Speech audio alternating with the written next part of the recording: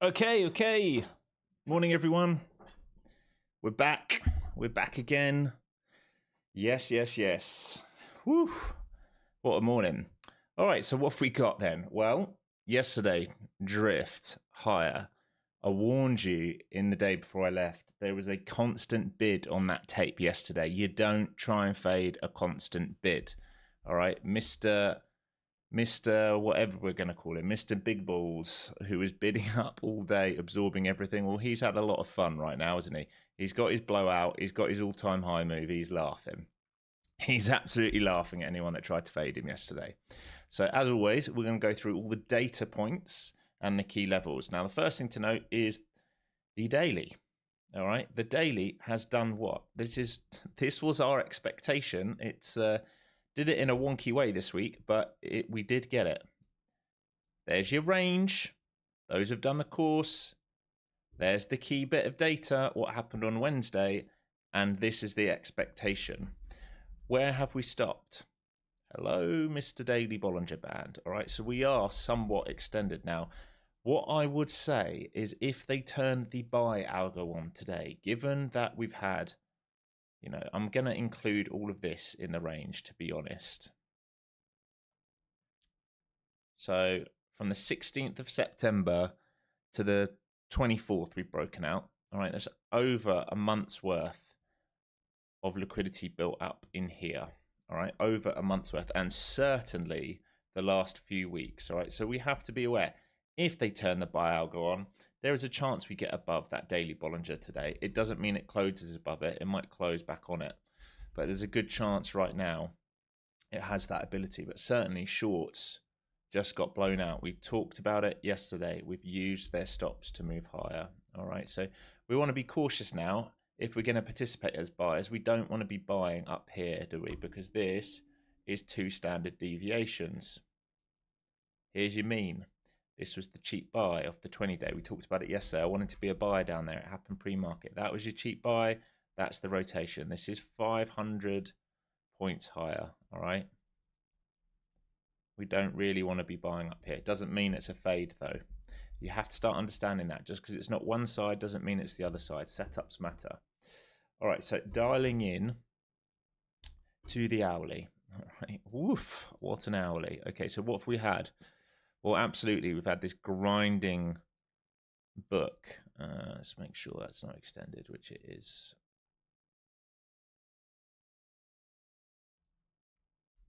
Let's get rid of you for a second. All right, we've had this grindy book. Think about this. This is how you know there's an absorber on the tape. All right, yesterday we wanted to be buyers down here. Anyone who bought that pre-market was laughing. Once we broke out from here, it gives you one opportunity for a retest, maybe 2, but it was very, very quick. Didn't really build out nice structure there. Then what happens? Just a slow grind all the way up. All right, all yesterday, all Globex, they wait for CPI, bang. All right, why is that important? Because we're at new all-time highs. This is price discovery now, folks. This is price discovery. So like we said, we've hit the top bowl. If we want to think about this in terms of swings, let's have a look how much room we've got left. If we go from all-time high, no, you're not the one. All-time high down to that old Friday low. We'll extend this a bit. All right, potentially into these 600s, which is what I was calling, 26,000, which is what I was calling for in the newsletter as possible. It won't happen today, but it's unlikely, it's possible.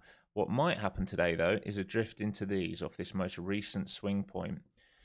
Right, so I'll be watching 650, 700s. 650, 700s, beyond that is basically 26,000. I don't think we get there today to 26,000, but it might be that we get an extension up into these. It's very, very possible, and maybe that's a sell point for them into the weekend.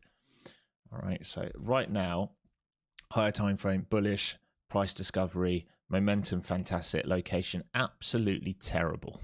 All right, absolutely terrible. Down here is the best location.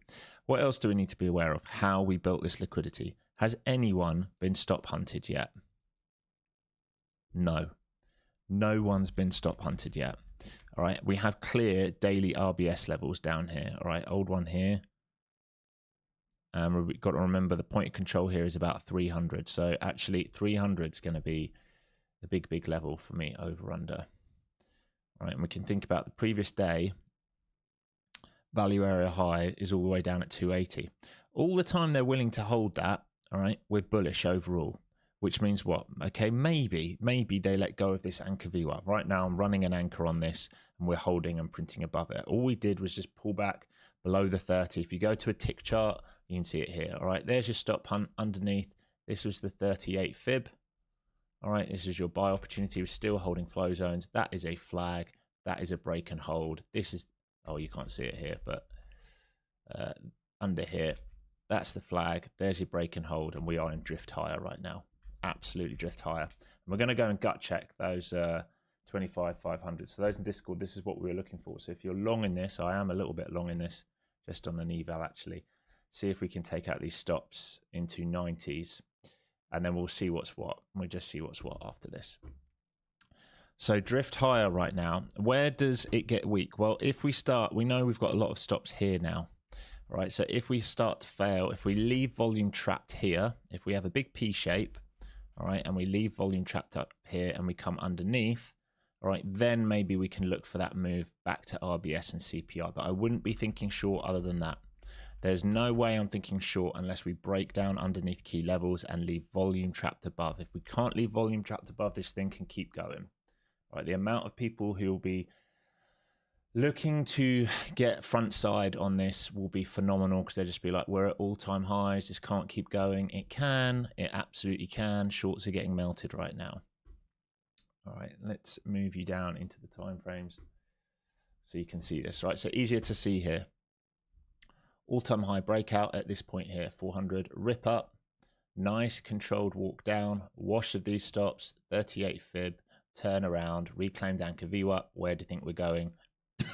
Big whole number, and then if it can, we'll try and retest above. All right, looks good for it. Looks good for it. All right, let's go through the other charts then. Yes, I mean, looking at the same stuff here.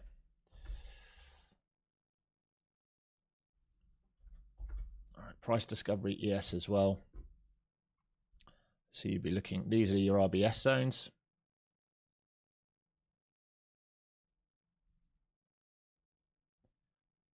Holding RBS, you can see that we actually drifted back into it. So the ES pullback actually retested old previous all-time highs. That's very bullish. So in an extension up right now, looking good. So all the time it's holding above 811s, it looks good. If it fails 811s, we can come and test the breakout area of 800. But even ES looking very, very bullish here. Let's go through the QQQs and the spiders. And as you can see, pre-market, new all-time highs, same thing. So retests will be, did that do that retest on the Qs? It might well have done. It might well have done it on the Qs and found a bid here. This is looking more and more bullish as I go through it. It did. So this was a tiny little retest before the breakout. Very, very nice. We broke out above all-time highs, retested it, and now we're breaking out higher. Very, very good, strong move here. Spiders will be the same because we just went through ES. Yeah, exactly the same. All right, so looking strong, strength up high right now. We don't want to buy high. Location's not ideal. So we're looking, buying on dips where possible. We'll only look to fade it if we leave volume trapped. We will only look to fade it if we leave volume trapped. Look what's happened here. All right, we were in 20s a few sessions ago on the VIX. We're now down into these teens. All right, big difference. All right, risk off market, risk on market. I'm glad I've held my swings. Oh my lord, because if we're going to start really going, it's going to be fun. Actually make some decent money on these. Might get 100%er. You never know right now. You never know. Right, so VIX getting crushed. So possible gap fill on the VIX. But we'll see. Right now it's into a demand pocket, but it's getting absolutely hammered. It is getting hammered. All right, simple as that. Let's go through the mag. All right, Apple gapping up, trying to reclaim this level up here. All right, it's trying to reclaim. So we've had the two leg. It's starting to print above here. If we start to bait out here, that move to new highs is available. Remember, old all-time highs were in the 60s. We're well above that. The all-time high printed this week is 65. So might build out a 5-point range here, which is absolutely fine, capable of doing that. It's not a problem. Amazon.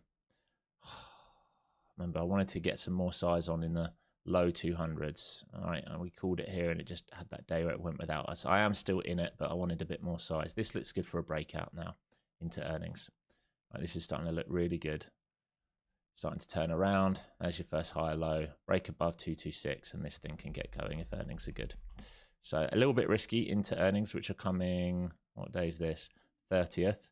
So next week, 6 days time. But it looks good, starting to break out. Goog. Found a bit of strength off these lows. Gapping up. All right, decent gap up here in Goog. I wouldn't be surprised to see new all-time highs today if it can get going. Meta, same story. Big drive up yesterday off the sell after the sell day, pulled back, held the close, and we're gapping up. So yesterday's supply is a bit of a big deal, but if we can get through that, can get going. That's your range right now. Yesterday, basically, you've got an inside bar on Meta. Microsoft. Gapping up, same thing, inside bar, but if we start breaking previous day's highs. So we've got a bunch of them right now with inside bars gapping up. If they break and base above previous day highs, they really get going. Nvidia, all right, getting a boost, all right, off those Intel earnings, I would say as well. Chips, remember Intel, big earnings yesterday, double beats, all right, gapping up. If this gets going, you can get squeeze potential over 85 on Nvidia. Getting a little bump off Intel. Tesla, what a recovery. All right, this is a huge level on Tesla. It's been a huge level for a number of weeks now, all right, into 50. Just above it and just under it. Can Tesla, this was a huge move yesterday after earnings which weren't so good, but they got so much cash on hand. This feels like shorts being the wrong side of the trade. So the question is do genuine bulls actually come in here and bid for that squeeze, or does this just trade right back down now the shorts have been squeezed out? We'll have to wait and see there. Let's have a quick look at some of mine. AMD, I love it. All right, new all-time highs on AMD. Fantastic. So this is almost giving me $100. All right, 158 is my entry. I'm in from way down here. So let's see if we can keep drifting. I'm looking for that extension. I think it was 260s and 300s is the extension from what I remember. Okay, 250s, 360s, 300s. Yeah, we look good. We look good. Is PayPal still wrecking me? Flat in PayPal. Oscar absolutely killed me not taking profits up here, but it's flat in that still. LB, I've taken most of my money out, and we're starting to break 100. Ooh, interesting. So that looks good as well. And yes, we had that squeeze out yesterday in some of these quantum names. Maybe one more day of squeeze and we'll see if sellers come back in. I'll be interested in those next week, maybe. All right, so that's what we're looking at.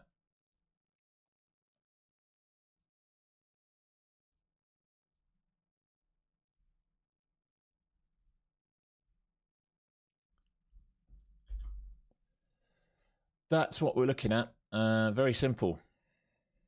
This is your range. All right, coming into this open, you've got 1 minute. This is your range right now. Let go of this range. We come back down to the other side of CPI. Hold this range. We've got to remain bullish. Simple as that. Keep it very, very simple today. All right, this is your range. We can even mark out 50% just so we know. Or this candle.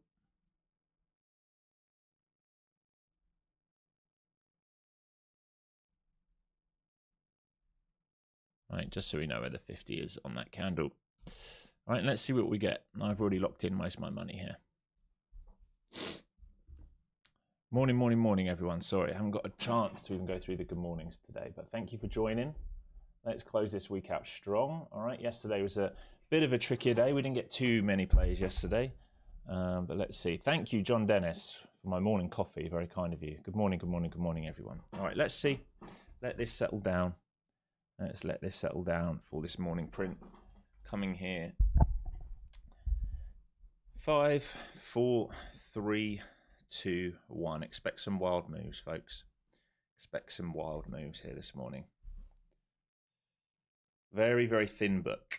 All right, very, very, very thin book. Everything gapping up other than Tesla. All right, everything gapping up other than Tesla right now. Let's see if any of these markets have the ability to go outside their previous day's range on the mag. That's what's going to be sort of a key identity here. So coming back down towards that 50 so far. 50 print right here. We did have a big block that went through on the way up there.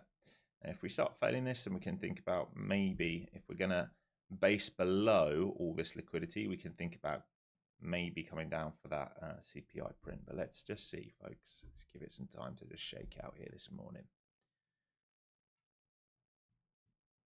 I'll tell you what, while we do this, I'm going to grab my water just very quickly because I've left it next door.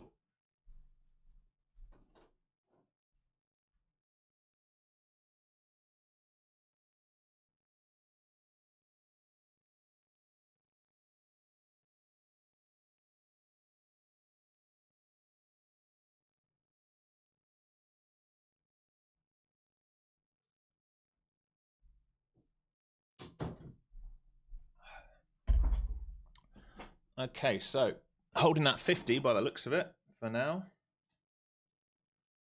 Holding that 50 for now, but leaving those buyers trapped overhead. So it's the first time we've seen. It's a bit too early for me to think about anything else right now, so I'm just going to let it calm itself down because those buyers are currently trapped overhead, no doubt about it. It's the first time we've left that volume overhead. So that blue box technically is red right now. I'll change it in a moment until we get above it. Once you get back above it, it can be a failed breakout to the downside. All right, so right now, your volume in here, any buyer in here is currently stuck. If we reclaim this, we attack up here. So like I said, it's a bit early for me. I'm just going to let it settle down. This is your New York open print and your anchor VWAP. We get through these. Squeeze is definitely on. Big ifs right now. Big if, buts, and maybes. Let it settle down. ES finding a bid on the old all-time high as well there, folks. All right, second time today. Found a bid in that 812 area.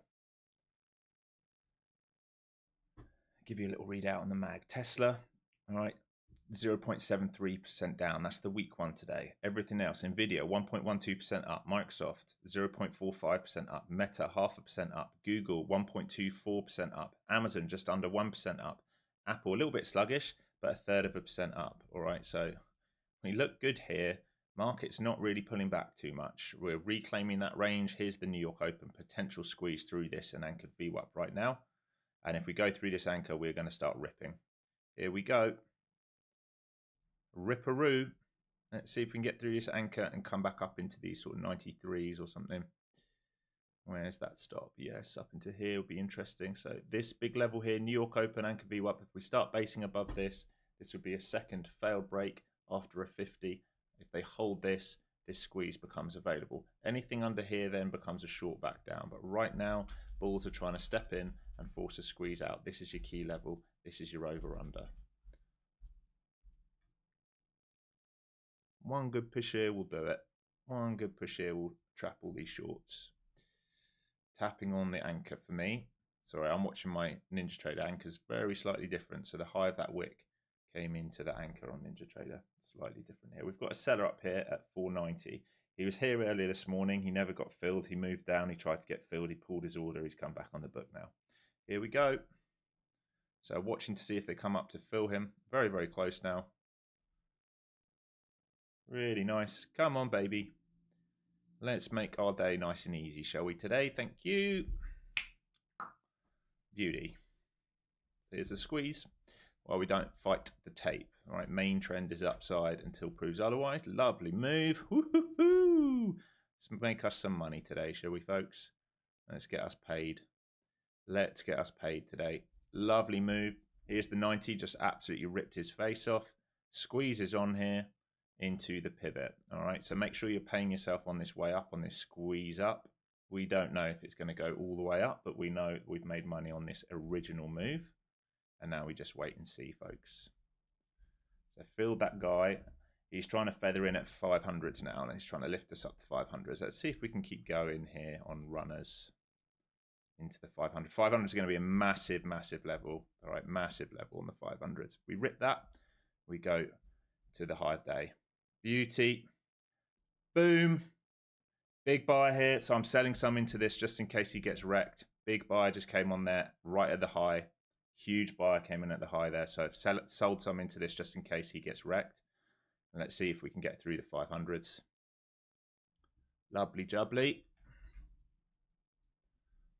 So a huge buy right up here at the top of that wick. All right, so I'm just being cautious because if he came in and got hurt there, we will trade back downside for a minute.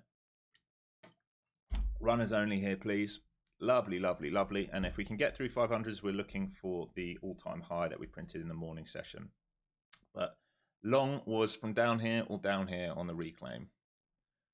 And now we're paying ourselves. Let's see. Here's 500s. Have we got much liquidity above Tameful? Yes, we have. Yes, we have. They keep adding in. So we want pullbacks here if we're going to add. We're still very early in the session, folks. Very, very early in the session. I'll be using Anchor VWAP and New York Open as your over-under right now. All right, Anchor VWAP, New York Open, that's your over-under right now.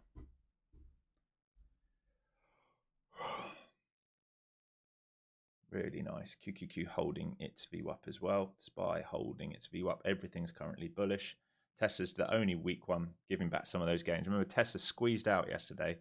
I think it was probably SSR off earnings, which probably helped that squeeze out yesterday.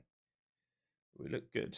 All right, new highs coming by the looks of it. There's 500s through the 500s. Watching to see if they break 20s now. Really nice.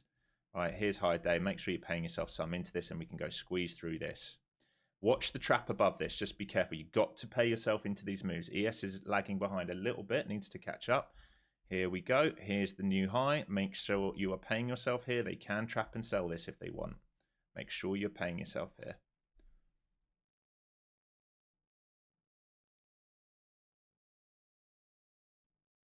Big seller coming in here or attempting. Big exchange here. I'd like to see it trade higher really so ES can catch up. For you guys trading ES, you got to be paying yourself here, folks. Absolutely must be paying yourself here. Beautiful, beautiful, beautiful. Lovely. Runners only now, unless we rebase. Runners only. Waiting for ES to catch up.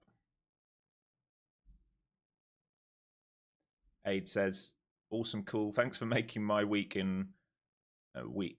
Thanks for making my week a green one all the way. Hey, every day today, this week green. Yeah, lovely, mate. Nice.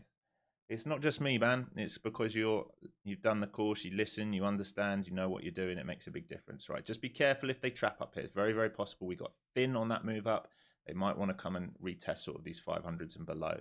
Maybe we keep squeezing, but you know, you should have been paying yourself on that move up. It's very possible they need to back test here. It's a big squeeze, that.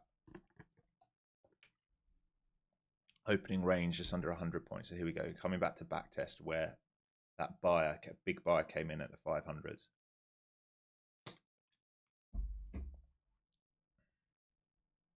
So a divergence here to ES, right? ES not taking out that Newsweek high, NQ taking out the Newsweek high. It can trap here like we talked about. You want to be careful. You want to make sure you've paid yourself. I'm still bullish in this, but just be cautious. I only needed a quick flip trade. This looks so juicy. Good luck, everyone. Yeah. Okay, so they're absorbing in that last imbalance. They're absorbing in front of that big buyer. Come on, let's see if we've got some more juice then for these runners. Have you got anything more in the tank here, NQ? Remember, we are at the top Bollinger Band. We don't expect to trade over this, really. So anything above this is an absolute gift and bonus. We don't really expect to trade over the daily Bollinger Band.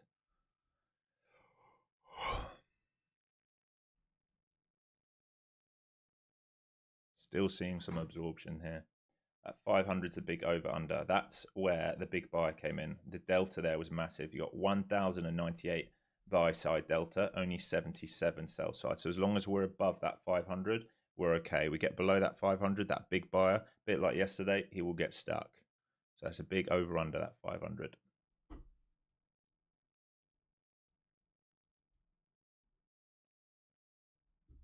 Be careful here. Apple very close to going green to red. So we're starting to see some of these sell off a little bit after big extensions. Tesla's still selling. Market's still green, very comfortably green, but just be careful. You should all be green. You should all be runners, basically, is what I'm trying to say to you. You shouldn't be adding at the highs. You should have basically had your day. You should be nice and happy already.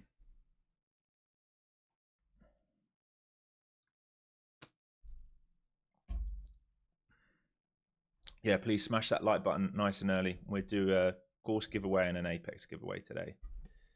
JJ with the long, yeah, very nice, mate. Win for JJ, win for Patrick. Yeah, W's in chat. I'm still holding just a tiny little piece just in case, but we'll see. Feeling less and less confident as we come into these 500s. If we fail VWAP and New York Open, then no more longs. If we can hold here or hereabouts, maybe they re-scoop. ES hasn't completed the move yet. So ES has got room to complete that move.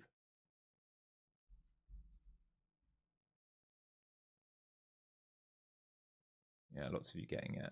Foster Scott got it and already are out. Peter with the win. Alan with the win. Marek with the win. Brandon with the win. BU with the win. Yeah, we had to be quick on the trigger today. Once it trapped underneath, held the 50. This white line that we put on. Beautiful. Reclaim the blue. Squeeze. All right, so just think about this. Same story as always, right? Where did the shorts come in? Under here. Where did they get stuck once we reclaimed it? Where did they try and attack? Here and here. Where was their stop? Here. What happened? High day. Same story. Who's trapped? Shorts underneath this. Think about zoom out. How many buyers are trapped in this? None really. Only if we break below this and reject it, which we didn't. We broke below. We did sort of one candle dance. We're at the open. You give it time. Good chance of this really hurting them. All right.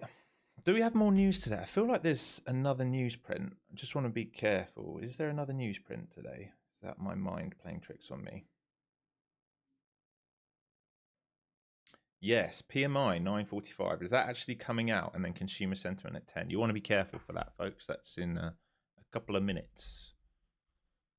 A couple of minutes. All right, so they're retesting this old high. Can they get through on an extension here or not? ES still not gone for that old high, so it's failing here at the moment to come and clean up. ES coming back towards its New York VWAP at the moment.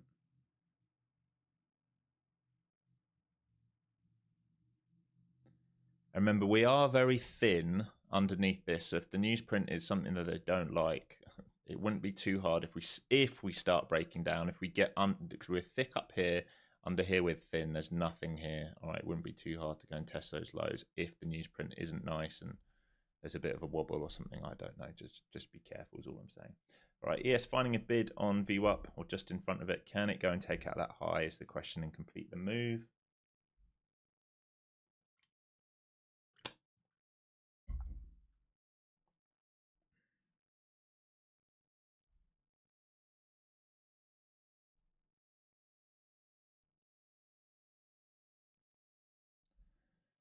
Yeah, Tesla the only one weak one. Apple not really getting going here. It's basically flat. It is green, but it's not getting going. Google's looking really good. Amazon's looking good. Nvidia's looking good. Tesla giving back 1.5%. So that yesterday definitely was a bit of a squeeze out, I would say. It felt like a squeeze out.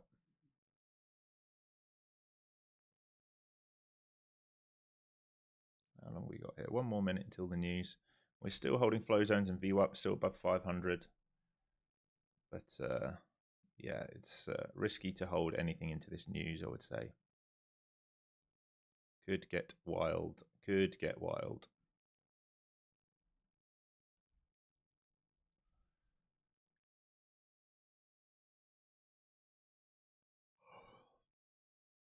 Still bullish sentiment. Structurally, still bullish until proved otherwise, folks, by the way. In case I need to make that clear. Structurally, still bullish until it proves otherwise.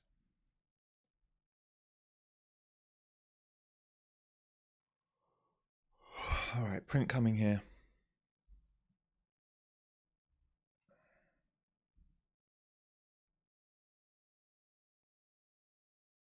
Do they clear this book out? They haven't really cleared it. And it's like almost like they don't care. Here's the news. There's the new high. ES not making the new high. So NQ making a new high, instantly being sold into. Big wiggle here in the tape. Just let this calm down. Let this calm down. But ES and SPY yet to make that new high. They want to make a new high to clear everyone out. Let this calm down. Let's see if once it calms down, if genuine bulls come back into this market or not. It's pretty hard to think about genuine bulls coming in up here. Very frothy. We're right at the top Bollinger Band. It's like the worst location ever right now to be a buyer. Literally can't get a worse location.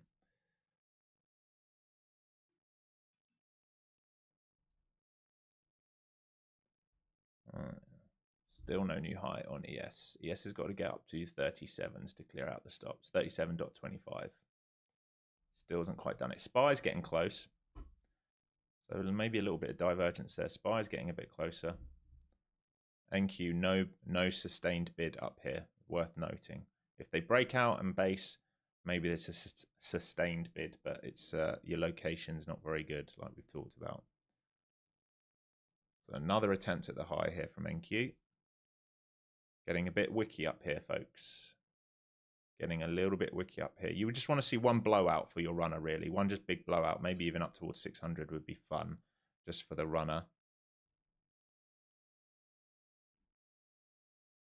And you have to keep your eye on ES, because maybe once ES takes that high, that might be it. We don't know. We don't know. We can't predict. We can only trade what's in front of us. What's up, Lou? Yeah, Forex Factory or Market Watch or Financial Juice. So I have to check it on my screen before I forget it.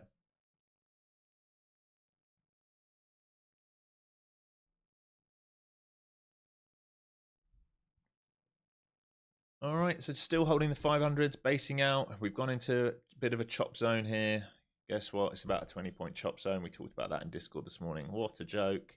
It's mental that we are able to do these chop zones after 250-point bangers.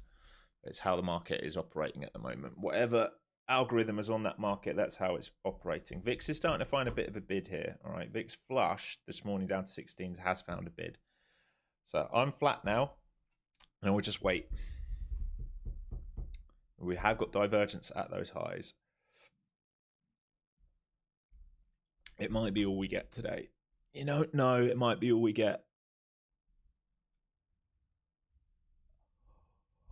Oh.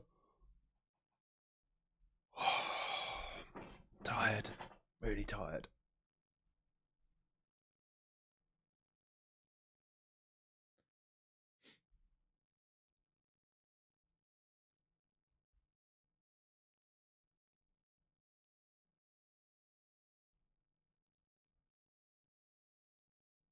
Okay.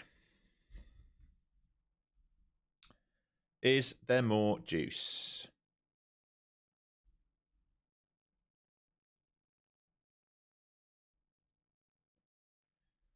Yes, on its VWAP. I'm not really interested now. We've had the move. We've had a decent move. You know, 65s to 30s. It's pretty good. 50, 60 points out of that we got. You've got major divergence starting to play. Oh, I'm about 3 candles behind here. Okay, let's close Ninja Trader down, shall we? What's happened here? Glad I looked over there. I wouldn't have noticed it.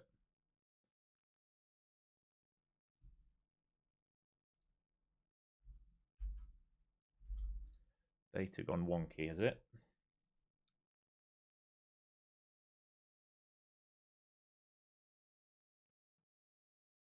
You're very tired, Richard. Yeah, I'm tired. It's a long week. Every time we get to Friday, I'm exhausted. I'm always exhausted.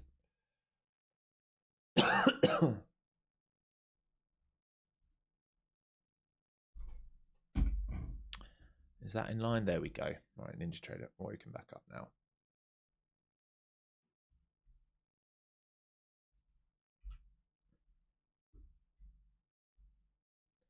Right, let's put some volume on here from the open.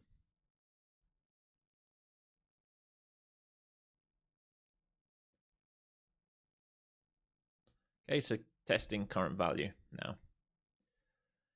Remember, these are kind of your over under levels. I'd say all of these, it's a big zone, but this is kind of your over under level. All right, buyers will want to remain in control of here. Failing that, you do have the 24-hour VWAP, and down here if they start to get heavy and rotate. I would not be seller until we keep all these buyers trapped. All right, I would not be in seller until I see that. I don't see that yet. I would be very cautious about trying to get sell side. Hey, Bella, how's it going? How are you, Bella? Where in the world are you? Last time I saw, I think you were doing an Apex school in, was it Korea maybe? South Korea? Did I just make that up?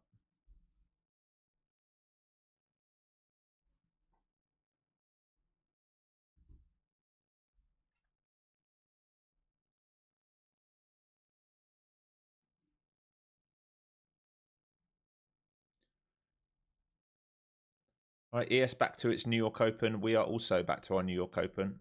For me, there's no reason to be short yet, guys. Not until it proves otherwise. There might be some scalps, but overall trend right now is bullish. Oh, you're in Hong Kong. Nice. Overall trend still bullish. Maybe they leave these buyers trapped up here, but we haven't seen it be rejected yet. All right, there's nothing yet which has done this. All right, if we leave these buyers trapped, there's an argument for it. But remember, ES still got unfinished business up high right now. ES still with unfinished business up high right now.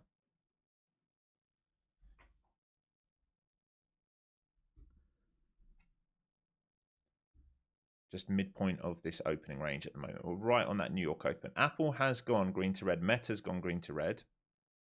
Rest of them still look okay. For me, there's no short yet. It might be developing, but it's not there yet. If there's a clear rejection of 500s, maybe you'll get something develop. Here's the New York Open.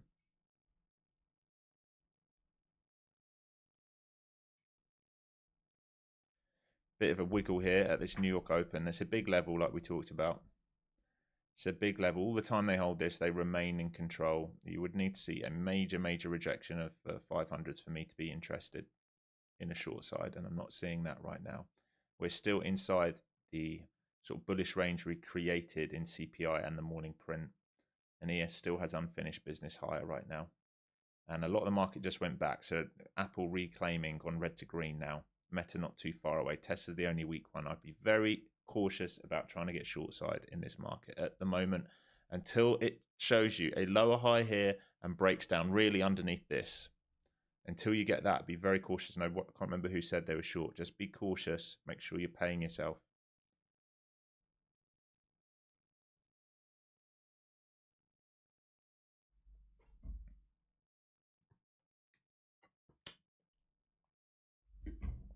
Book's thin as well, folks. Look at the orders on the book. They're spread out and thin. Right, here's the retest towards that 500.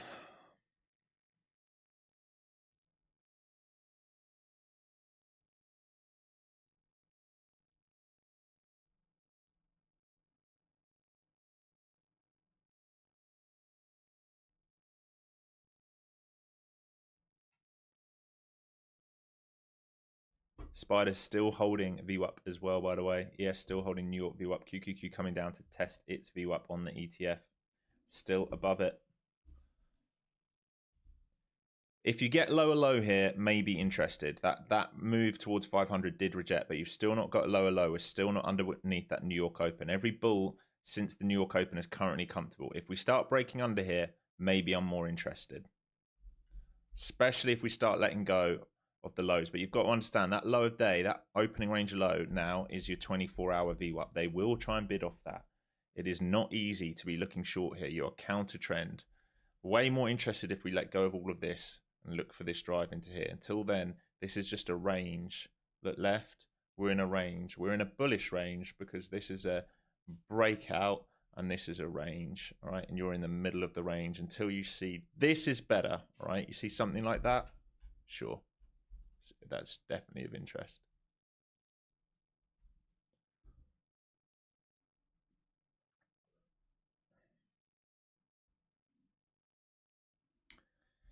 We might be one and done here today unless we can see a better setup, because I'm not trading in here. We might be one and done, folks. Okay, back to the 500s. Remember, ES still has unfinished business higher.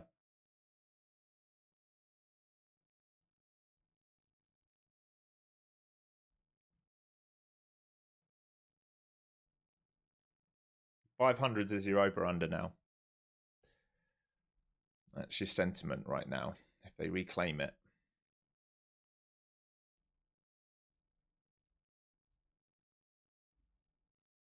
There's probably some upside relief. Very, very sensitive around here. Lots of levels here. Hey, Jack, how's it going? Good to see you in chat. What's on my chart?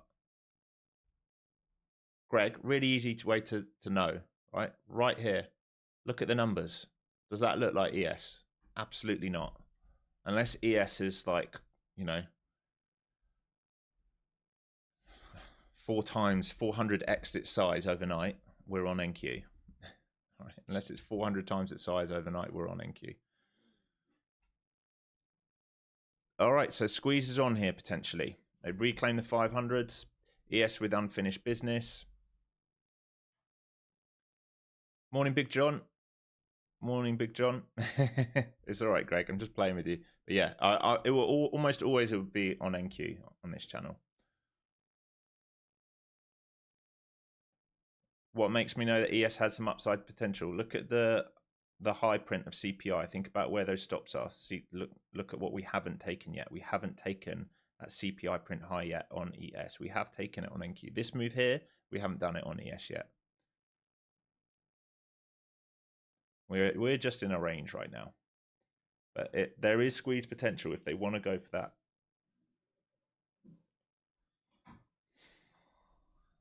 Honestly, if they want to go for that high.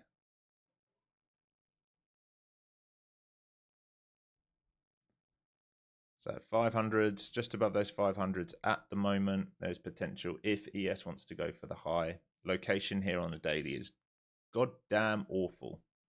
But we're not in a short setup yet. Do not be guessing tops. The short setup will be very obvious when it comes. You'll get a strong sell. You'll leave buyers trapped at the highs. You'll get lower highs and lower lows. Here's your first potential lower high. Does it give a lower low though? This is what matters. Do we start breaking down or not? Otherwise, they just trap and go for it again. Back to VWAP. So still just choppy range. News coming here again in 2 minutes. So we've got more news here in 2 minutes, folks. And the book's thin. Look at this book. It's the hardest thing when we do these moves in CPI and overnight. And we have nothing left to play with when we get into New York. It is frustrating, to say the least.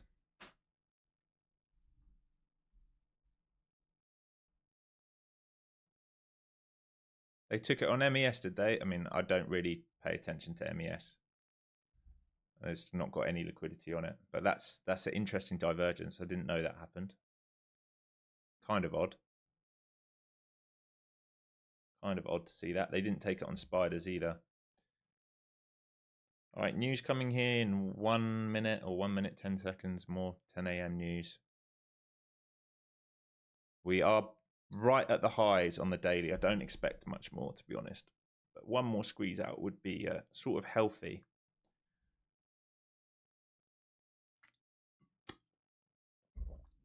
Don't think 3 p.m. will do much. Why are we thinking about 3 p.m. when it's 10 a.m. in the morning? Don't really understand why you're thinking about 3 p.m. Herbs. We don't even know where we're going to be coming into that. UK time, yeah. Okay, we always talk about New York time. Well, it would be a new H4, H1, so we'll see. I mean, the H1 can afford a reprice if it really wants to. If H1 lets go, it can afford a reprice down to 390s, so let's see. But yeah, I still think I would like to see a squeeze out first in this market. I think it would be healthy if we see a squeeze out of the highs here.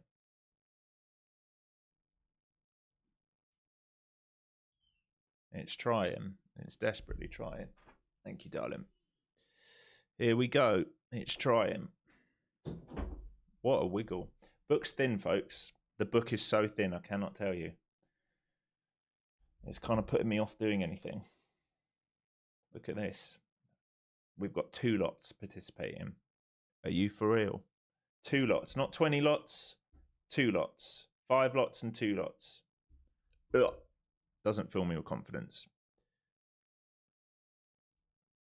But yes, maybe a squeeze out here. All those highs, let's see.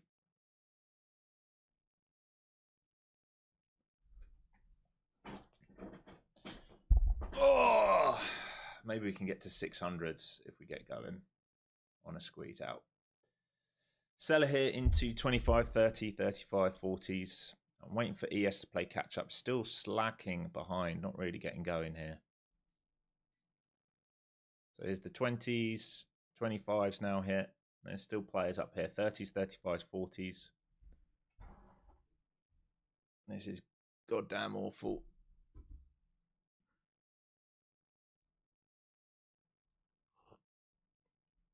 No new high hit there. ES still lagging behind. SPY still not taking the high. Still in a terrible location. Still awful location to buy. Terrible location to be thinking about short. Well, location actually not terrible. Momentum is not on the short side right now.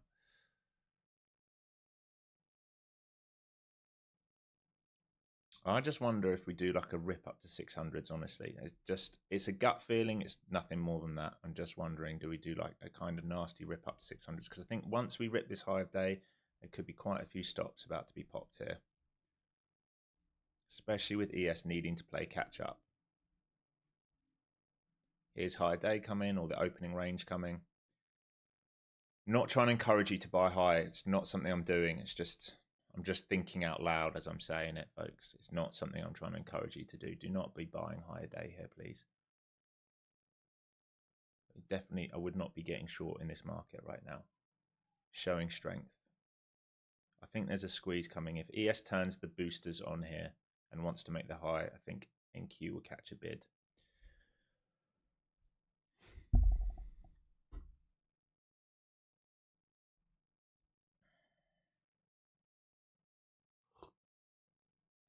Right into that opening range high, right into value area high. There's just nothing we can do here. Maybe you bid off this on that reprice. Maybe that probably wasn't actually so bad. We bid here this morning. That's your second leg down. This is into news. It's just blocked in a little bit here, a little bit messy. Best buying location right now is way down into these. All right, and that's not coming. They're not letting anyone out. They're not letting shorts out. So we can keep drift and drift and drift and drift and drift like yesterday.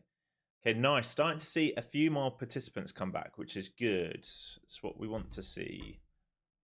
And we see it on this book, though. I'll pull this down. It's a little bit better.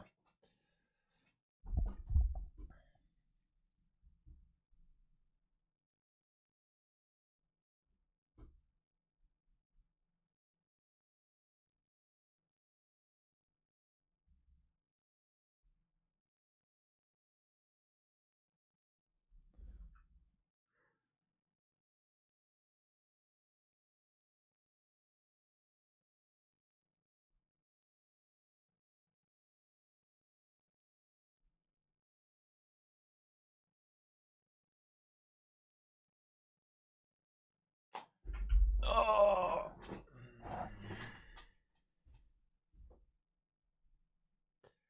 It's trying. It's trying. It's trying. It just wants to go and take the high on ES. It's all it wants to do. It's just not providing us really with much opportunity to do much here on NQ. We're banging right into those highs. We're bullish sentiment overall.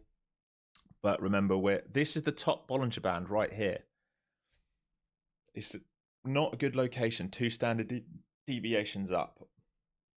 Don't want to be buys up here, so it just means we can't buy, and I'm not looking to short until I see these buyers trapped. That's all I can say about it. It's just unfortunate. If we go through the higher time frame analysis, right, to make it make sense, let's go daily chart. All right, we are into the top Bollinger Band. We don't buy up here because what happens when you buy up here? You get caught, you get caught, you get caught, you get caught. Maybe we see one of these today. This is what I'm wondering. A spike through and close back on it. All right, but or maybe this. But this buying location at a top bowl is very, very, very, very, very dangerous. All right, but we are in breakout. Right, we are in price discovery up here. Right, there is nothing bearish about this. Right, so even if we're going to play bearish today, you're going to need buyers trapped up here, lower time frame for a pullback, a counter trend move. Which means what? All you're really looking for is buyers to be stuck at some point. If you're going to play that, it's the hardest trade in the book for a pullback either to here or here. Okay, it's the hardest trade in the book because the main momentum is upside. Now, if we let go of these levels, okay, then we can have some fun. But I'm not seeing that, and I very much doubt that happens today. I very, very, very much doubt that happens today.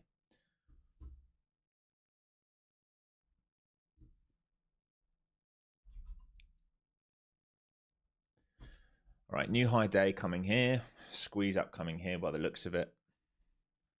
There you go. There's your new high day and a squeeze up like we talked about. And is ES going to have some follow through? Is ES going to take that high? In fact, let me mark out this high so I can see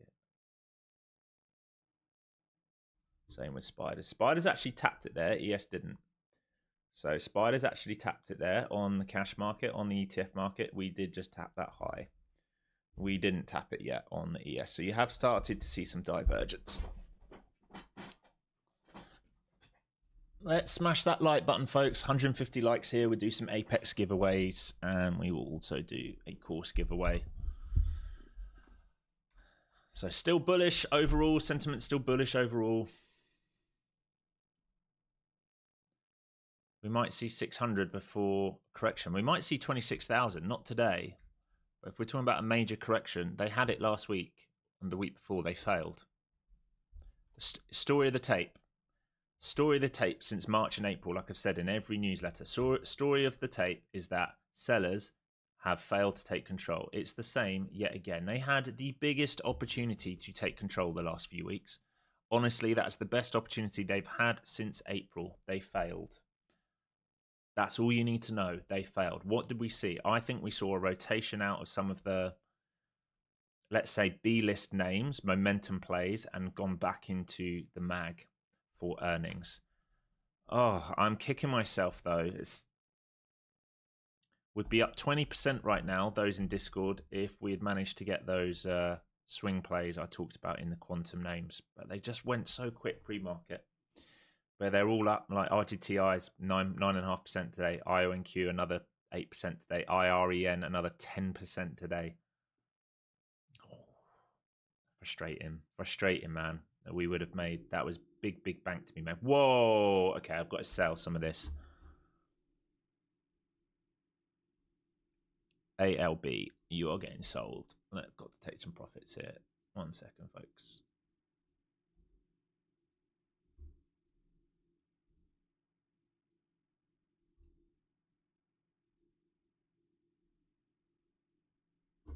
How much more room has this got? Give me a second, folks. I'm deciding how much profit I want to take here.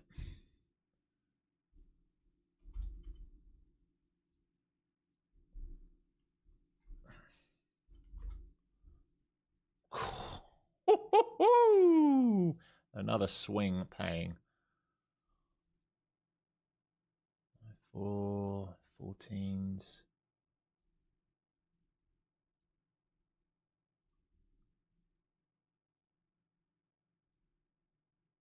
35. Okay.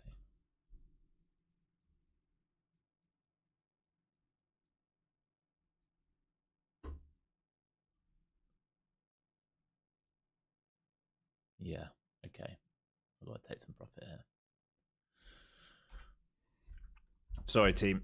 Just managing a few swing plays here. Give me a second.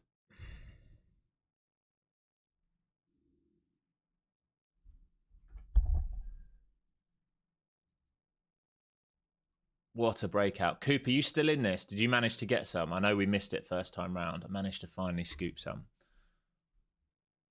Okay, I'm going to sell like 60%, maybe more, 70%. That's a big break. Nice, locking that in. Lovely. Lovely, lovely, lovely. You didn't get it. Oh, I missed it first time round, but I managed to finally get filled on a limit order. Not as much size as I would have liked. But yeah, up now. That's really nice. I think we called it in the 80s first time round, so we're trading at just under 104s now. So it's a really good gain. Like another 20 odd percenter, and you would have played calls, I guess. You would have made even more than me. I'm on commons again. So I haven't got much left now. Let's have a look at this portfolio. So what have I got left? Apple, Amazon, AMD, PayPal, OSCR, ALB, and I'm holding one share of Open just for shits and giggles. I sold most of that at 400% and 500%. Yeah, AMD now up 55% for me, which is great. Apple up 24.24%, basically 25% up on Apple. And we've got earnings coming. I'm going to try and hold into earnings. Oof.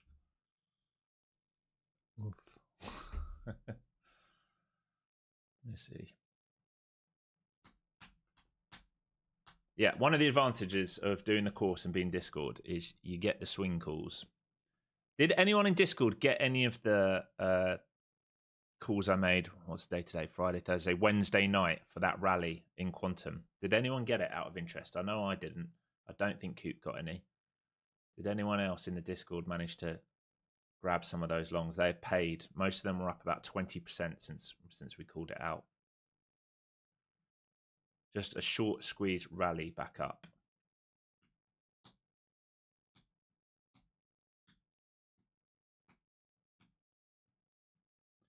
We're just basing out here. There's nothing. I know I'm chatting about other bollocks, guys, but there's not a lot else I can do here. Just waiting for ES to take that high. All right, but we're in just a strong bid up, but in a bad location. All right, strong bid up, location up here to bid, not good. This is all-time high. If you're bidding up here, you're bidding at all-time high. All right, maybe it goes higher, but the bid right now was down here this morning, and really it was, the best opportunity was for swings here yesterday. All right, that was the opportunity. They're the guys having the fun right now as swing players. Much harder for us day traders today. We're not being left with much. At least those day traders who manage risk well. Maybe we have an outlier day, a black swan kind of day, which goes above the 2 standard deviations. But, I will stick to my rules because 99% of the time they will keep me safe.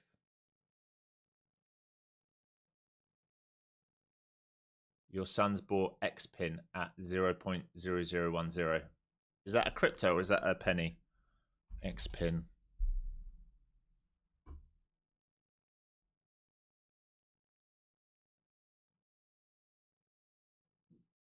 Perpetual contract. This one?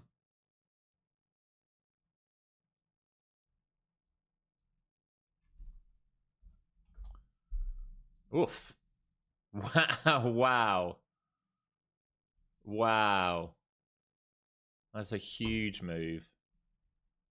Where did you say they got in? 0.0010. 0.00. So they bought this break here, basically. Just a casual 1,000% up. That's awesome, man. That's awesome.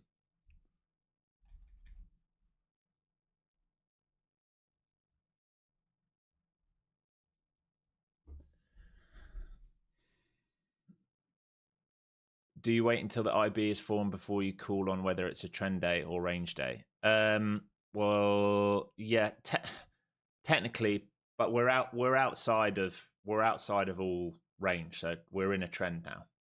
When we're inside of range, definitely, but we're outside. It might be that we go into a rotational day, but if you look at the daily, we're outside. As of today, we're outside old range, so Any range day today that takes place, any rotation that takes place, will just be to backtest RBS. That's what it will be. ES still not getting it.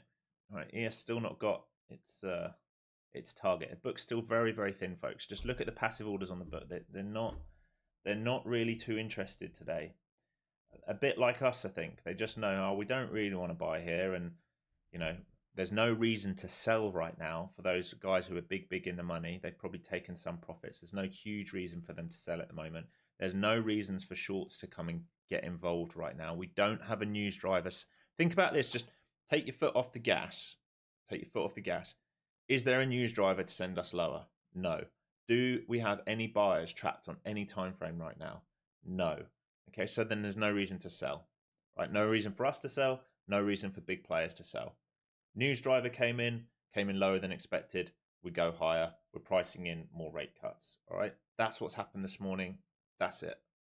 Any weakness would just be a pullback, higher time frame. They're up 10k. Woo! That's awesome, Scott. That's awesome.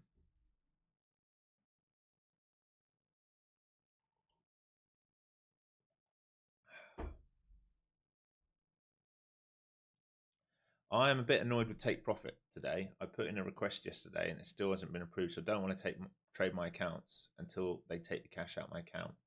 So I'm waiting for them to take another 8, 9, 10, 11, 12, 13, 14, so 1,400 out my account. Which will mean I've paid myself about 4,500 this week from those take profit accounts. I need to add some more. They're so underrated, man. Daily payouts are underrated.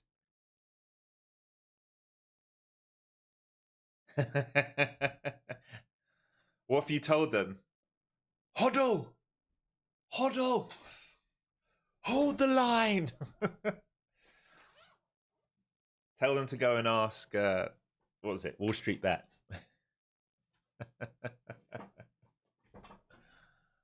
Oh, that's funny. That's funny.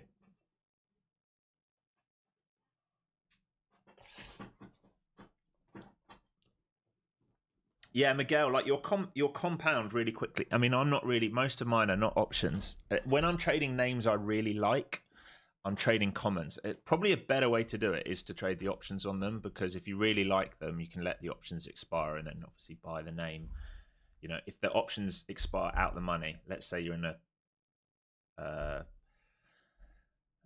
long, if you're long, you're in a call like Coop is on Apple, for example, and it never gets to your trigger point where you want to sell that contract and take the profit, and maybe it goes negative. All it really means is you're going to get that company that you like at cheaper. You're going to have to pay for it, but you're going to get a company you like at a worse value, which if you really like the company, you probably don't care about, or you just roll that contract over.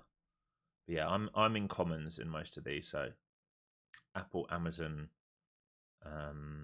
AMD, and ALB and PayPal all in commons on.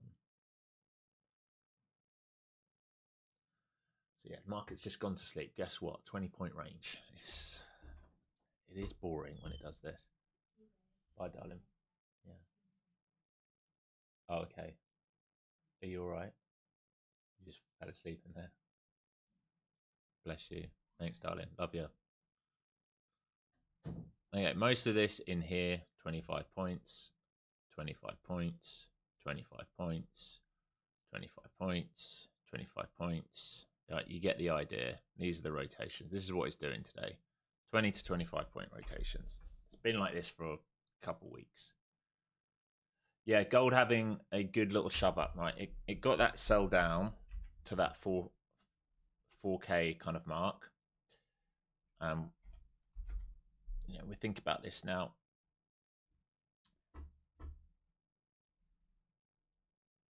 There's your liquidation break.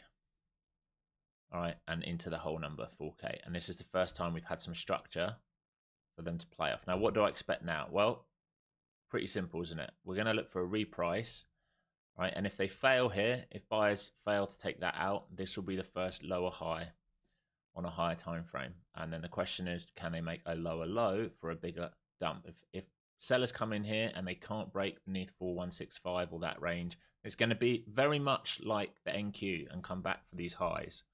All right, if we think about what NQ's done, it's kind of the same setup, but we've reclaimed, right? So it's very similar kind of setup here.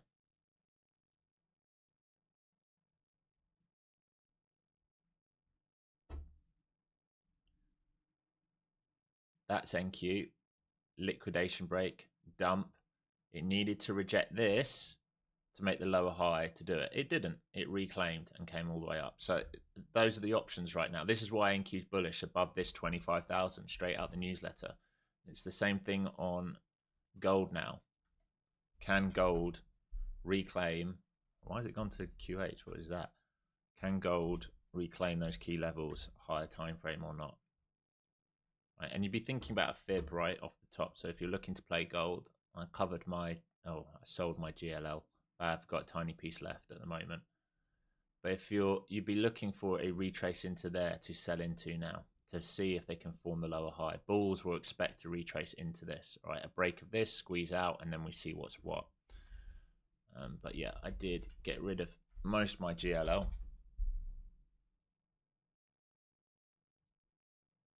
Right here in this move up the other day. All right, so this is a gold short fund, right? It's why it goes up. So when gold sells, this goes up. All right, so if gold has a massive sell, this is also leveraged. If gold has a massive sell, then we've got a long, long way to go on GLL. But it is a leveraged product. It does take up a lot of margin. So you want to be careful if you're thinking about trading things like that. Same as SQQQ, TQQQ. Lots of leveraged products out there at the moment. Even like, is it TSLL? I think that's a leveraged Tesla product. I mean, it's crazy. Why do you need leverage on Tesla? That thing's absolutely flipping mental. But people do it. I tell you what, being short on a long leverage product on the days you get the sell off is amazing because it will go with the options and the time decay. It's actually really easy to sit in those shorts if you've got the margin requirement for it.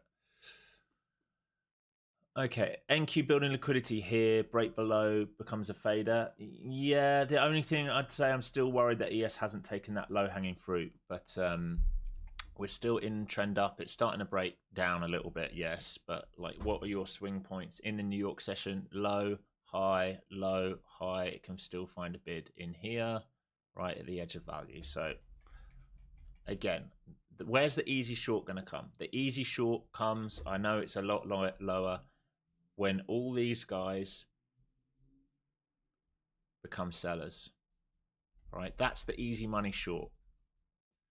Are we starting to roll? Definitely. You can see it like sort of starting to roll, but this is where we found bids, right? We found bids here this morning. So they might just come into this and bid up off it. So if you're counter trend, if you want to play the counter trend today, by all means play it, but just know you better be covering into like each little level because there's no guarantee it gets the flush. If you're in it, I hope for you you get the big flush, but just respect the levels. What's the trend? That's your trend, right? So if you're short here, you're playing a pullback into here. If it breaks down under there, fantastic. You might be able to add in and get some size for a wash, but right now I'd see this nothing more than a pullback to go higher until it proves otherwise.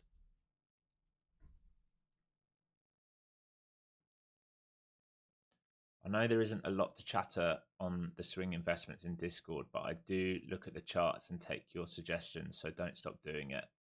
Lol, it's still learning material for me. Yeah, I'm going to always post in there because it's a really good opportunity for you guys to make money, even if it's not now. You know, the way I use prop accounts is I use them as cash flow. It's as simple as that, cash flow. And that cash flow goes straight into long-term investments. So think about this week. If Take Profit pulled their finger out their butt, all right, I'd be able to trade that this morning as well. And, I'm averaging 1,000 to 1,500 a day on those TPT going straight into cash. So let's say I closed the week on 5,000. I'm going to close it on 4.5 at the moment, but let's just say 5,000. It's $1,000 a day, which you can put straight into your swing trading account, whether it's options or for you, Adam, you could, put it into stocks and shares ISA with 212.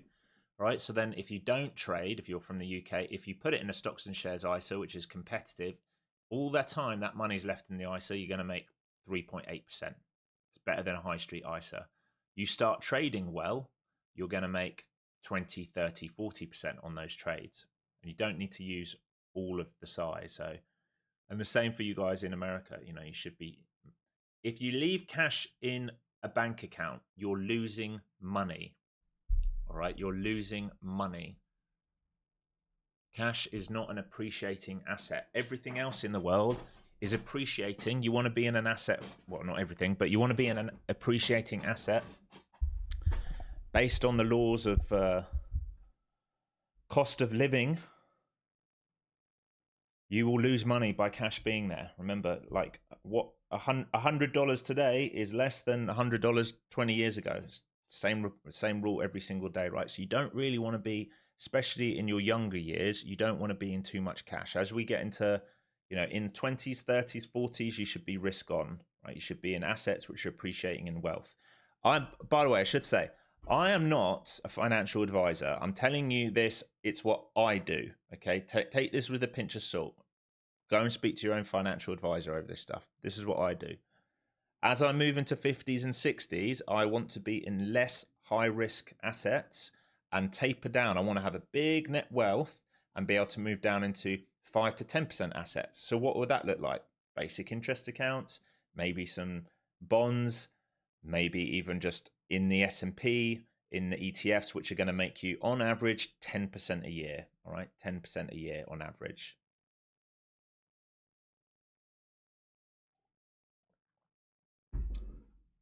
Yeah, there you go. Exactly, Scott. $100 3 years ago, it's $20 now. Think about growing up. I mean, I'm older. I mean, some of you are older than me, but lots of these guys in chat might be 20. I remember going and getting coffee where it was like $2. All right, Starbucks now, $7, $8. Says it all. Mental.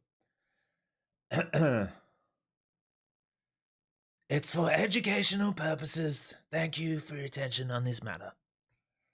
But yeah, just do something wise with your money is what I'm saying. Don't go and buy a stupid car or spend it on stupid stuff. Obviously, you need to enjoy yourself as well.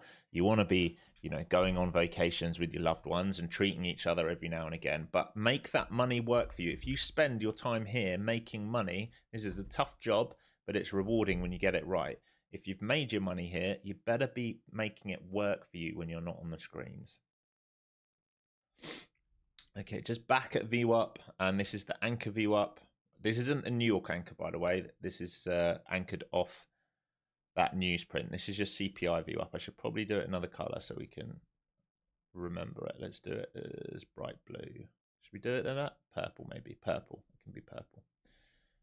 All right, that's your CPI VWAP. This is the average price of all participants on that CPI print, or since the CPI print, I should say. I remember a 10-cent price on making a call from a phone booth. Yeah, exactly. Same. While I was in college in 2011 to 2015, black coffee at Timmy Ho's was $1. It's now $4. That's it, right? That's why you've got to put your money to work for you. Or I would suggest, and go and speak to a financial advisor if you don't know how to do that. But the easiest way to do it, find tax efficient funds. All right, your Roth IRAs in America, your ISAs in the UK. If you fill your ISA each year in the UK, that's £20,000.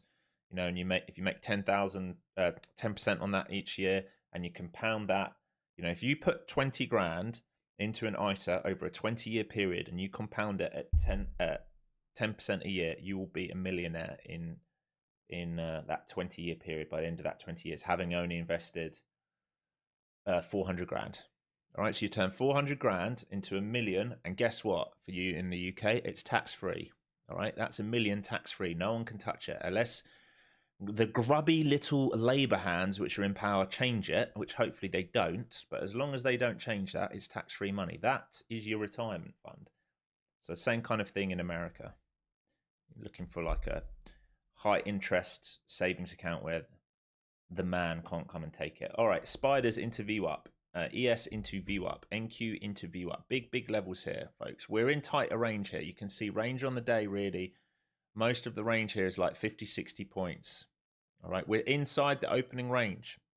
We're into 1, 2, 3, 4, 5. We're inside the first 5-minute candle. We might come and retest this little low down here and see what happens.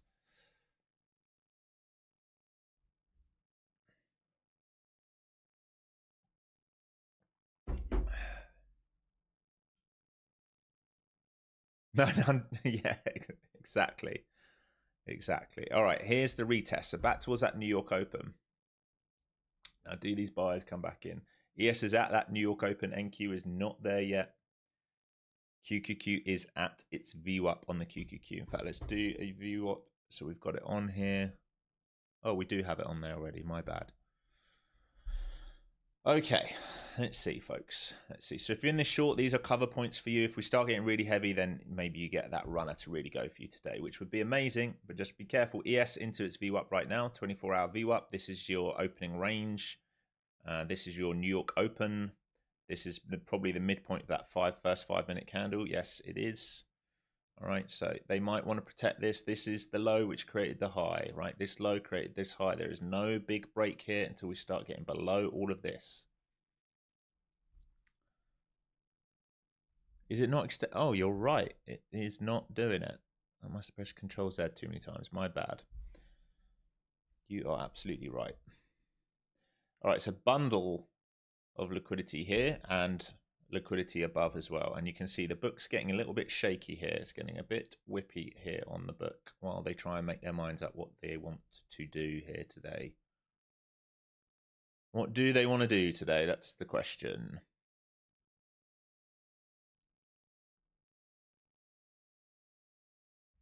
ES finding a bid off its VWAP right now, coming back to test its New York Open, or it's actually already reclaimed New York Open. So it might trade between 24-hour and New York VWAP at the moment.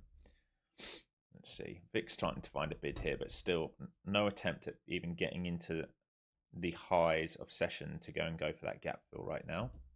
We are still just in a range. As far as I'm concerned, this is nothing more than a range until it proves otherwise. Nothing more than a range until it proves otherwise. If we get a big breakdown, fantastic. Like, then obviously, you know, there's more to play for here, but we can think about if we get a big breakdown under this, we can think about this move all the way down here to CPI low. But right now, we're not seeing that.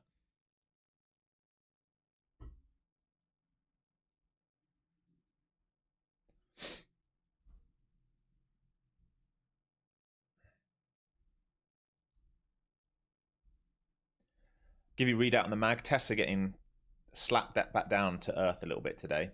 We know that that level on Tesla's been big. We talked about it in the pre-market show. All right, so Tesla down 2.20% today. Nvidia up 1.5%. Microsoft up 0.5%. Meta up 0.25%. Google up 2.75%. For you Americans, that's 2.77%.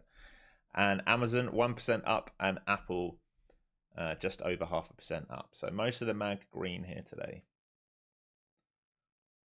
I've had lots of messages like about that recently. What's 0.75%? You must say it as different here. Do you say 3/4 or 3/4 or something in America? We say 3/4. 0.25%, 3/4%. I think you guys say it slightly differently over here.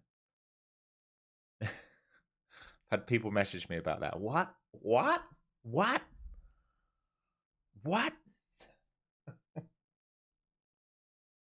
Quartz. There you go. Yeah. It's the British tongue as well, man. I remember driving to Vegas a few years ago. I've told some of you this before. I think we were going to Vegas or we were on the way back. I can't remember. I was pretty tired. And we pulled over at Burger King. I think it was on the way back. It's like a late night drive, me and my wife.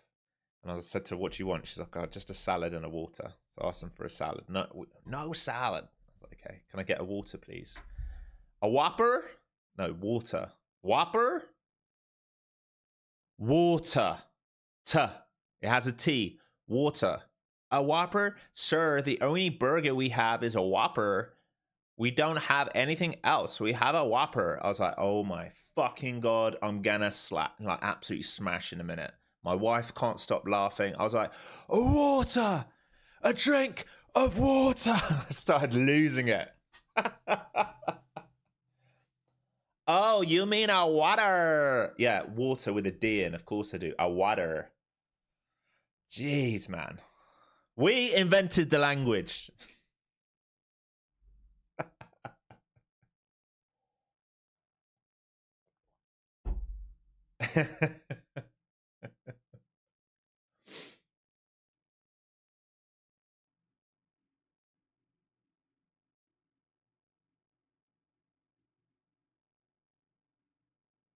A good, it's like a valley girl. Oh my God. It's all I see here all the time. Influences in the wild. All right, starting to see a bit of a wiggle and a rejection there of flow zone. Still no breakdown though. Still no breakdown though.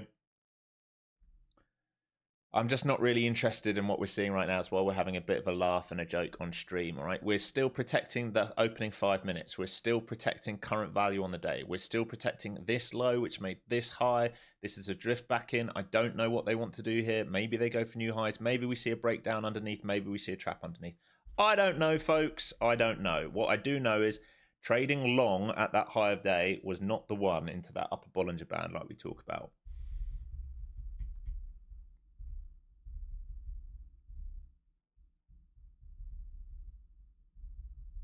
Says where, yeah, say where is the lift? Yeah, what do they call it here? Elevator. I've had loads of stuff like that, man. Even when I'm like, excuse me, mate, do you know where the gents is? They're like, the washroom. The washroom. Fucking gents, son. Where's the gents?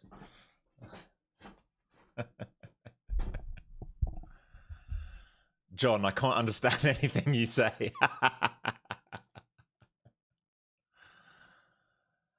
Tony, hey Alex, I'm out of this market. It isn't for me. Yeah, I mean, I don't blame you, mate. It's lucky we made that money early today, honestly.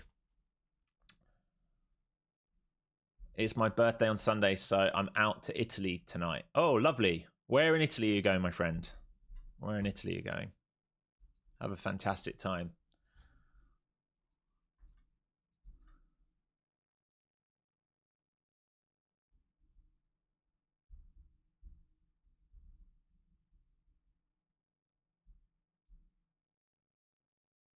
What do I think about covered calls on ETFs to give you monthly income?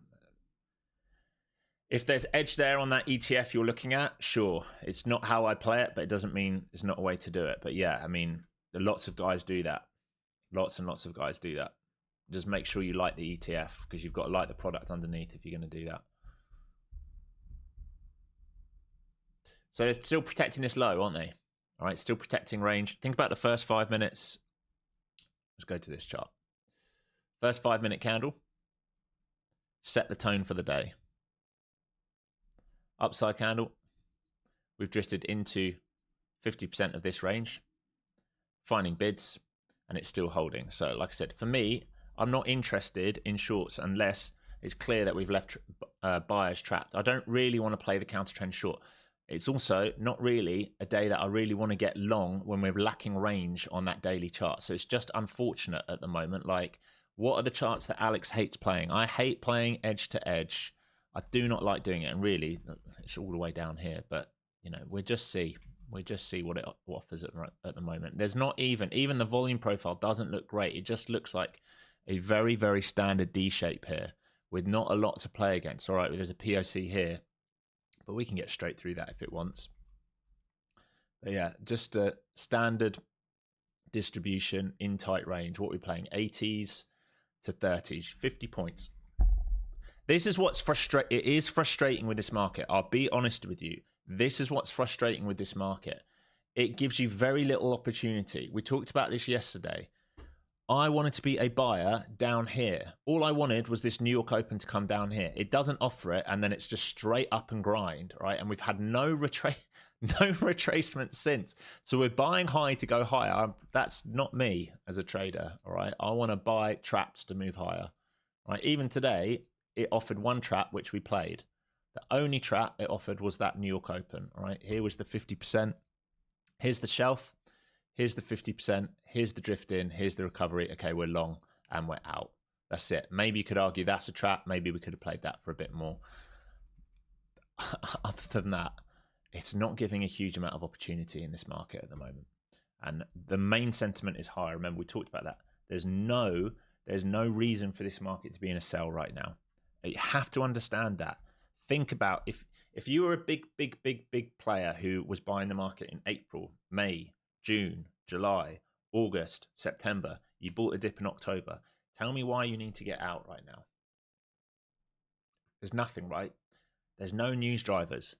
You might be like that guy, whatever his name is on YouTube, Ron whatever, who's like, I told you I called the top. Guess what, mate? You're fucking wrong again. You just got all your followers cooked again because you're obsessed with calling a top. Just please, guys, just ignore anyone who's going to constantly call a top or a bottom. Delete them permanently from anything you do. That is not how you trade. That is how you get engagement, not how you trade. All right, very, very different. So those guys, if they've actually traded that way, well, guess what, mates?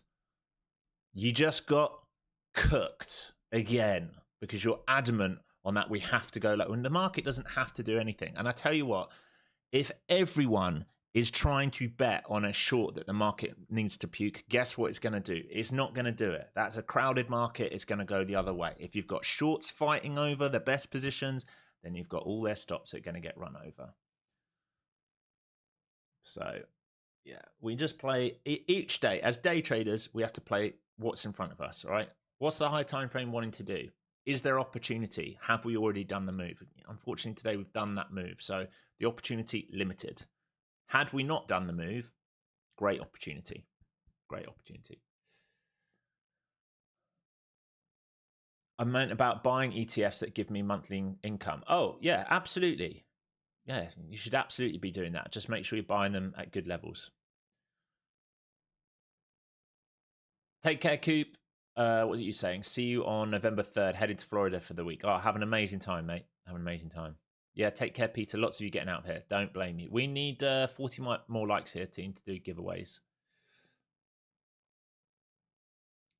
Is the 50% marked out that huge candle? Yes. Of CPI, 50% right here. Yeah, so CPI low, CPI high, 50% of it. This was a 30%. This was a stop run. First time, stop run, second time, into 50%, found a bid. All right, so they held 50% of that candle. This low that we put in that New York dip, that was 50% of that big candle of the CPI. And now you can see bulls taking control. And like I said, we can go straight upside, test the top side of this right now. Remember, ES still has unfinished business. It has unfinished business. And it's starting to get a bit frothy as we reapproach these 550s on the tape. There's 550 players up here on the sells.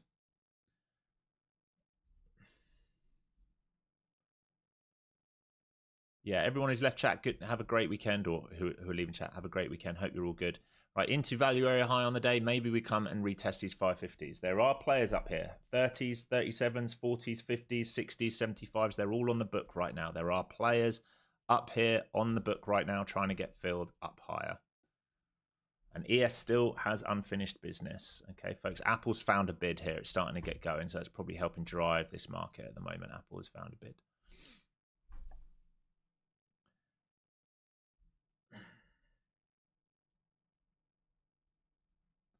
I wouldn't be surprised if ES goes and takes out that CPI high. Let's see. It's into its supply sort of zone at the moment. But if we hold here, there is a good chance it takes out that high, I would say. Here we go. It's just one of those days. 35s here. Remember, 50s on deck. 562 lots sat here looking to sell at 550. Biggest buy orders today came in around those 500s. We've never really got a close under it. We closed under and reclaimed very, very quickly this New York view up. All right, so I'd say next dip, if it holds, they're going to try and clear out the highs. Still divergence ES. VIX starting to fail into those flow zones, 5-minute flow zones. Starting to see a bear flag breakdown here. So let's see. I'm not understanding why the bounce of 50% of a large candle. Well, it's a fib, all right? It's a fib, and we had lots of reasons, all right? First of all, it's a pullback, isn't it? So big candle, fib, fib, all right? Walk down, walk down, walk down, walk down, walk down. Where does shorts come in? Breakout shorts in the New York session come in here. Boom, 50%. Reclaim. Breakout shorts now trapped. Reclaim New York Open. Where are their stops? Here. Who gets stuck? They do. Dum, dum, dum, dum. All right, same story every time.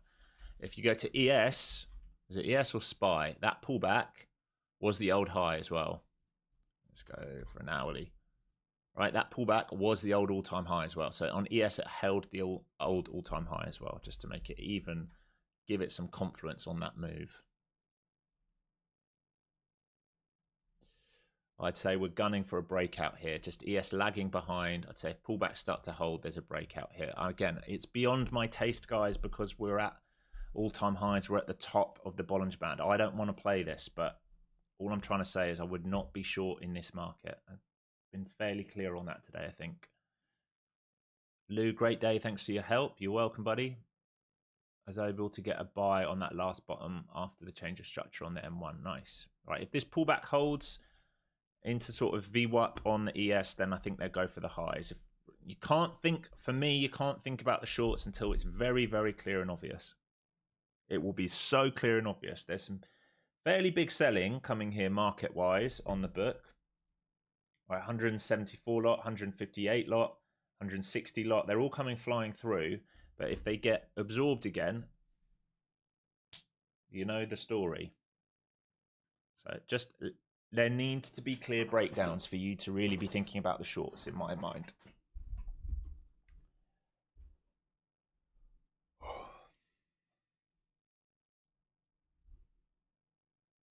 Let's get these likes up, folks. There's some of you watching, not hit that like button. Doesn't cost you anything. Once we get to 150 likes, we do a giveaway. We do a giveaway.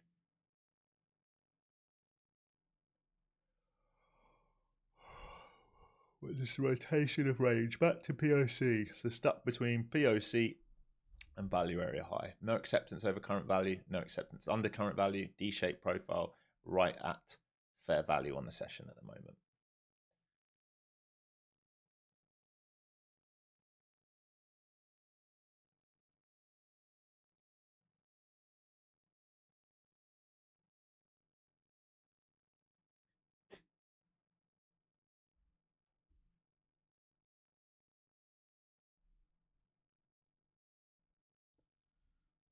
It'd be nice if there was a bit more opportunity here, but I don't think we're going to get it. You got the long after the reclaim of the manipulation candle. Nice, Troy. Good work. How many of you are finishing the week green? We've had a great week here. I think Monday, Tuesday, Wednesday were fantastic. Yesterday was a bit slower and harder. And today, one and done so far for me. Well, actually, that's not true because I had a pre-market trade on an eval. So 2 trades, but one and done on stream.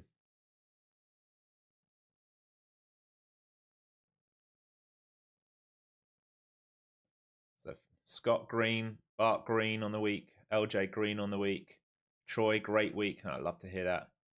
Green and another past eval for Chris. Love it. Love it, guys. Global NW Green, PD Green, but gave back half yesterday. Sorry to hear that, but at least you're finishing green. Good control of, your stops if you've done that. Alan Bailey Green, John Dennis Green, LJ 3K payout requested. Hey, that's what I like to hear. Just get those payouts in. Christy Green. Passer 50k eval, nice. JJ Green, Tyson, red. System error blew my accounts this morning. No, what happened? Aid 4 days green. What happened, mate? Was that a trade copier issue?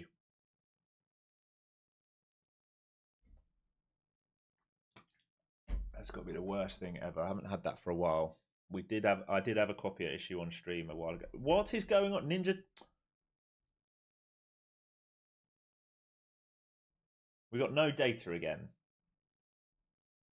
Bookmap. I'm going to send them a fucking strong email, I think. What am I paying for here? I have everything on Bookmap. This is getting ridiculous, the amount of days in a row where we're having these issues.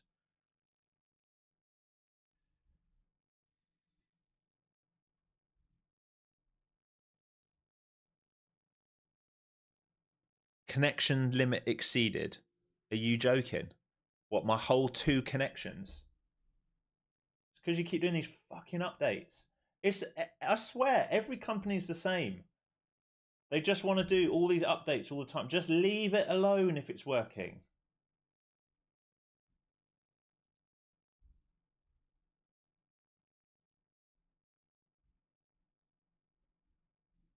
Now I've lost all my levels.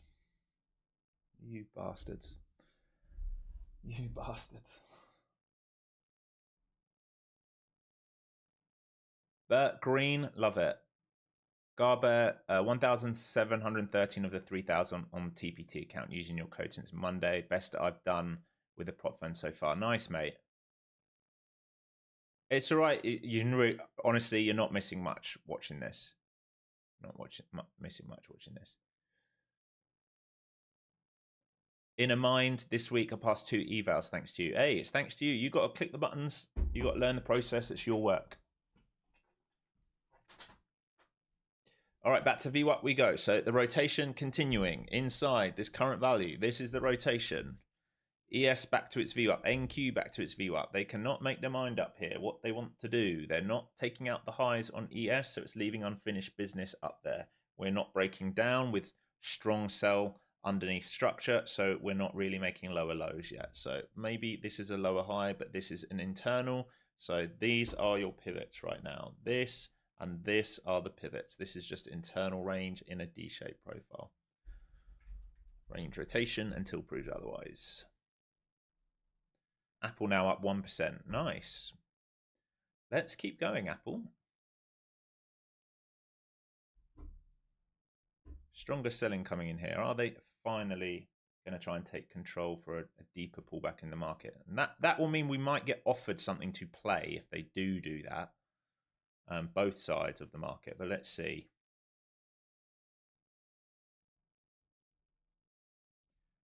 So in towards these lows here. Watching as we approach this 5-minute sort of level right in here. Same as we did, how long ago was this? 20 minutes ago into value area low. So same level. If we break below, they might give a deeper wash, but they can still protect this. We might just go into sort of one of these wedge patterns here at the moment. That's what we're starting to see unless they really start breaking underneath.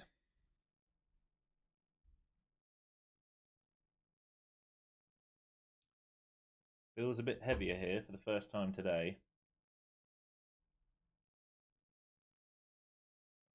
Seller came in here, 92, 100 lot passive. Let's see if he's actually wants to play. That's versus VWAP or just under. ES starting to drift back down towards its structure that it found about 20 minutes ago as well. So let's see here. Do pops start to fail here for a deeper wash is the question I'd pose. If they go and reclaim, then there's really nothing we can do. Do pops start to fail into sort of in front of 500s basically? That's sort of the same level. Do they expand to that New York Open? And do they get heavy underneath that New York Open? And then do we go to that low of day print, which can offer us, either a trap or a bigger wash? Nice. So can we get extension into this New York Open here? 60s, 70s. Here we go. So let's get through 70s. Let's see if we can tap this open here. Here we go. There's the New York Open.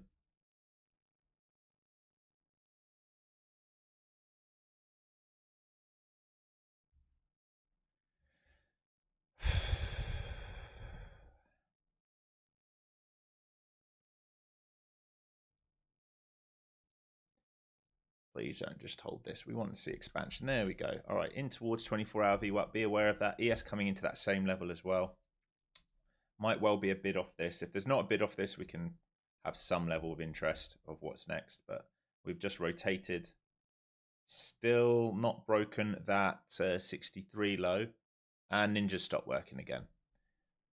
Honestly, Who is providing the data right now for these guys? They need to be taken out and unhandled exception. The Sephamore has been disapproved. What the fuck does that any of that mean? Right, let's. I'm not in a trade. Let's try and open this up again. So there's clearly some data issues here. This week's been a nightmare for data issues for us retail traders, unfortunately.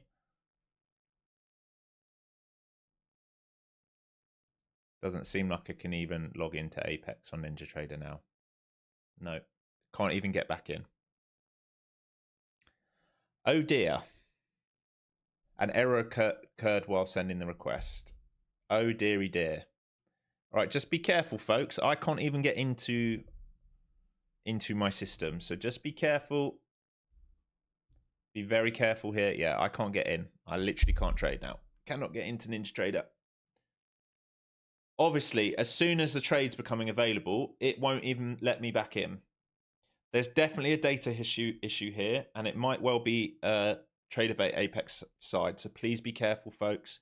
I'm not trying to scare you out of it, but I have got no data. Let's try one more time. See if we can get back in. Be very, very careful. Any of you having issues, or are you all okay? Yeah, I've got massive delayed data here. It's let me back in, and it's way behind. Right, no trades for me. That's it. Not interested. Not interested until it starts coming back online here. Here's your 24-hour VWAP. All right, if we take this out, this is the 50%. This is your low. This is lower time frame algo. All right.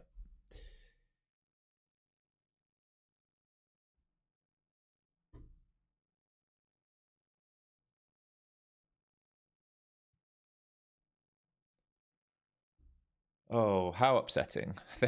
How upsetting. I don't get to play in any of this. Literally none of this is happening on NinjaTrader. It doesn't exist, apparently.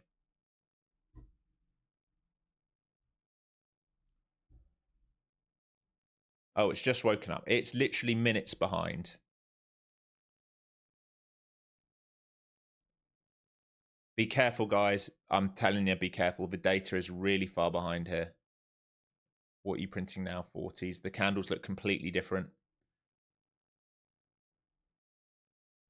Be careful.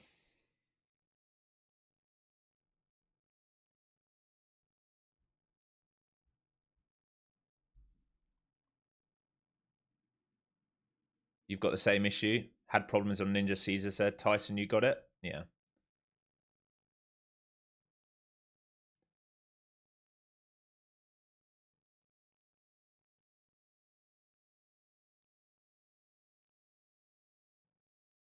I'm waiting to see if it will even out. The candle structures look different as well, which is it's very scary to see that. Let's see. All right, folks. So back to the IB. We swept the 50%. Back from IB. Let's see. Do they bid back up this all the way back up? ES did not get to IB. It did do an internal sweep. Structure now is bearish, but again, still in range. So structure lower time frame. Think about this. Here's your swing points. Right, that's your first fail underneath this low. Right, do they sell this for a bigger wash? Otherwise, back into range. Edges so far today have played. So probably was a good short in here, but obviously I couldn't do anything for that, unfortunately. Okay, I'm going to use a bathroom. Hopefully this sorts itself out by the time I'm back.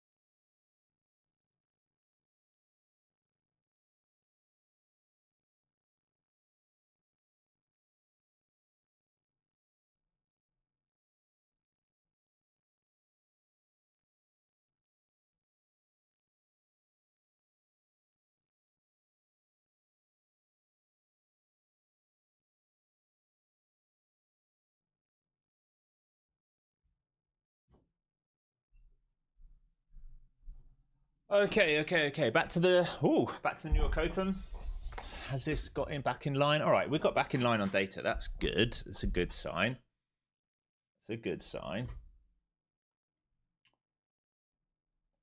Yes. Well, actually, the buy delta was actually offside at 106 at those lows, so they pinned it off. But yeah, we had strong selling from 65 down to 35. You can see it right here. So big selling, but they actually pinned this off afterwards. 56, 106 orders buy side came back in. So there are buyers down there trying to participate. Could have just been, covering, market covering as well.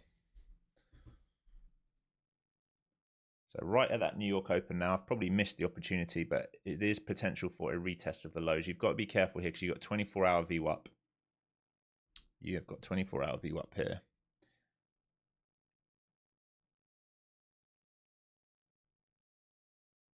Building out volume shelf here. It's interesting. It is interesting what they might do with this. Vic's trying to find a bid. Meta's gone green to red. That was a big sell. Really would want a two-leg pullback if we're going to sell into it. And then what really happens is we reclaim the New York and we're back into the midpoint of the opening range and initial balance. So we lack edge if we do that two-leg, unfortunately.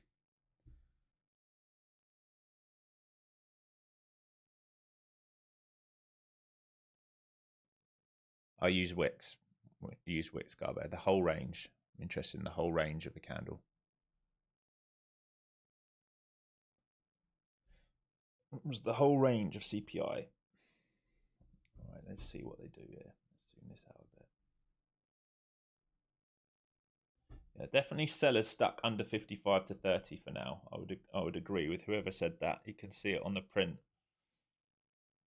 There are orders flashing lower that they want to fill. Normally, we would look for a two-legged pullback to sell. All right. The problem is, if we're in a range rotation day, all right, then we're going to just be trading the middle point of the range, which is not ideal. So, got to trade it differently.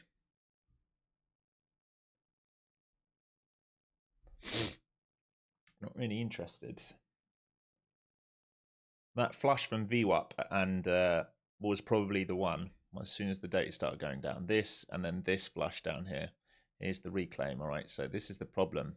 We're going to go two-leg and they can go all the way back up because right now we're in an IB day, right? We're trading from IB to VWAP, VWAP to IB, IB to VWAP to VWAP, probable. Then what? Maybe up here, still ES, unfinished business, low-hanging fruit left up there. I don't know what they want to do with it. We are in range rotation. Nothing more than that. We are building out. Think about how much liquidity we've built out in here now. Ever since 8:30 this morning, all we've done is build out in here. Overall, remember, higher time frame is bullish. The problem with this up here, it's the top of a 2 sigma. It's 2 standard deviation. It's running out of room to go higher. There is no room left right now. So we have to cool off for a session or two. Back to that New York Open again. I had data issues earlier, so I'm just watching and learning now. Yeah, it's really annoying. I feel like we've had it a lot recently. And there hasn't really been. This is one thing. Maybe this is me being I don't know what to call it, but why has there been no apology for any of it? Like, oh, we've given you free accounts. Oh, blah, blah. Like, how about you use the word sorry? Sorry, guys. Sorry we caused you issues. Sorry that Tradeify went down. Sorry that the data went down. Sorry, Project X that we completely effed up anyone who traded with it. Like, they don't use that word very well in this country. It's one thing I've noticed. You never get an apology, and I know why. It's because it's such a legislative country. If you say sorry, it's taking ownership for something, and then you're liable in court. In England, it's like we're apologise for nothing. I get it why the big companies don't do it, but they should. It's their fault. They should just say sorry. Yeah, liability. That's it.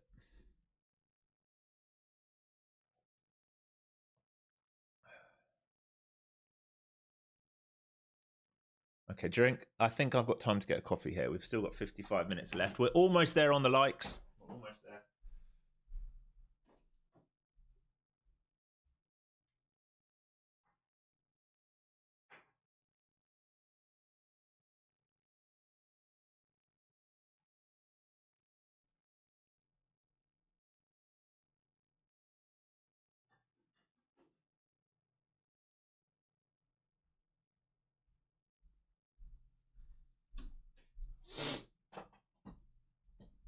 It's been a more of a boring stream this morning. I'm sorry, team.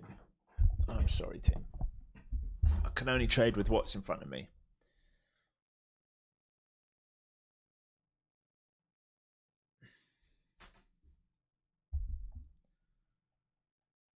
So ES stuck between 24-hour VWAP and New York VWAP. We are the same, and we're building out volume here. This will probably shift soon. Gonna remove this now. This is kind of level. We're in a sell, but we're in range rotation. So we're in a sell, but we're in range rotation. So if they catch these sellers at the lows offside, we can rotate all the way back up. If they let them out, then there's a bigger move down in the market. Come and rebalance.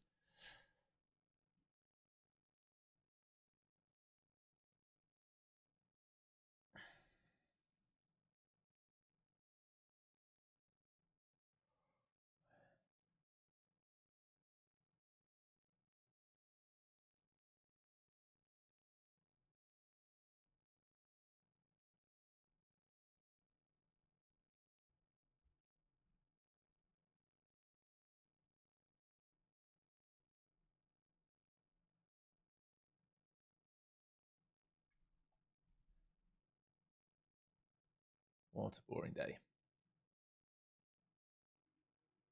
I'm going to do a video later today for some of you who might not know on how to use the order flow tools on NinjaTrader. You get them for free now with your prop accounts. So I'll do a video for you guys on how to set that up. I'll get that live probably tomorrow for you guys. Probably tomorrow. Oh, guess what? We're in a 20-point range again.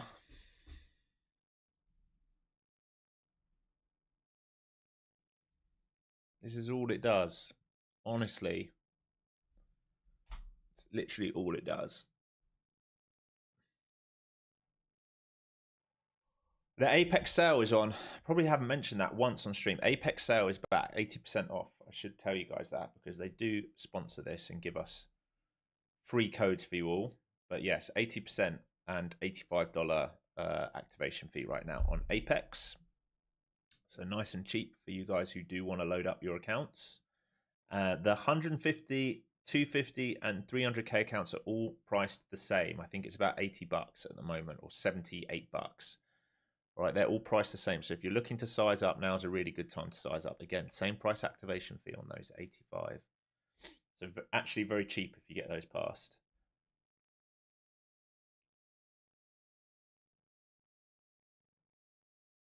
What other sales have we got going on right now? TPT is probably the best other one. 40% off, no activation fee, daily payouts. That is right up there with one of the best firms for me, if not the best.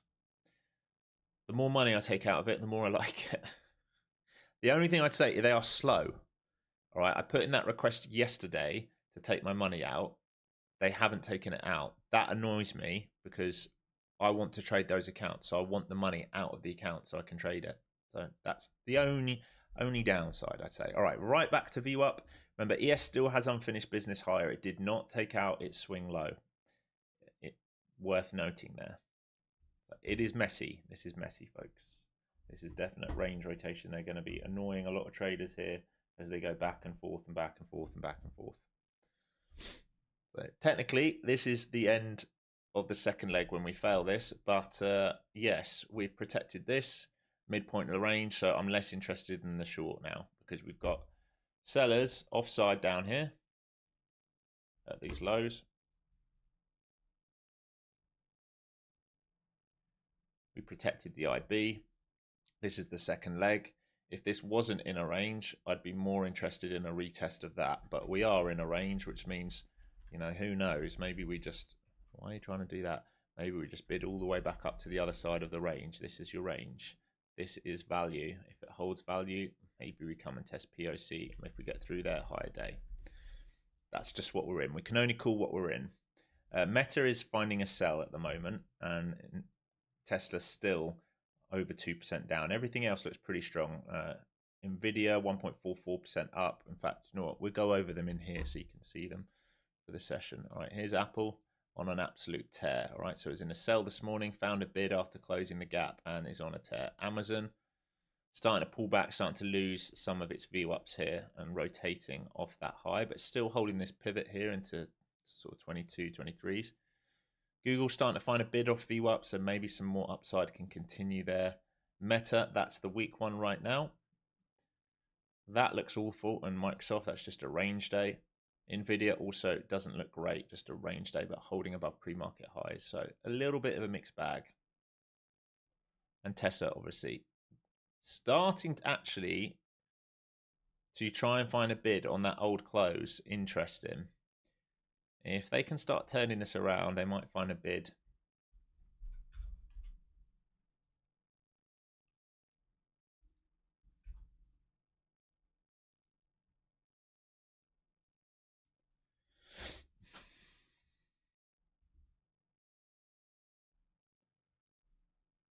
All right, 6 more likes and we'll do a giveaway. Oh, book map. Honestly, come on. Wakey, wakey.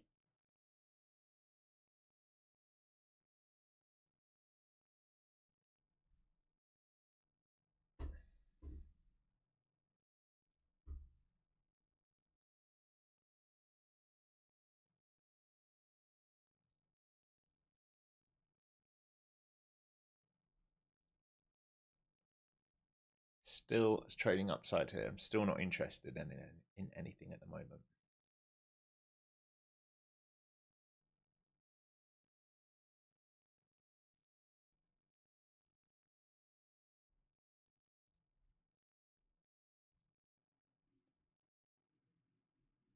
Yeah, I'd say that's the only thing that will drastically, that would make TPT the #1, is if when you put in the payout request, it happens instantly.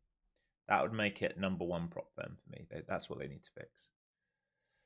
Foster Scott, you're out. No worries, mate. No worries. Have a great weekend. Hope the kiddos enjoy that money. Okay, ES trading back upside to the top side of its last swing point. Remember, it still has unfinished business higher on the ES. Nothing's changed yet. We will get out of here in 45 minutes, if not before. I want to give you guys a free Apex account, and I want to give someone a free introduction course. That's what I'd like to give away. We need 5 more likes to do that. And then we can get out of here. It's been a nice green week. Peace out, dude. Have a great one.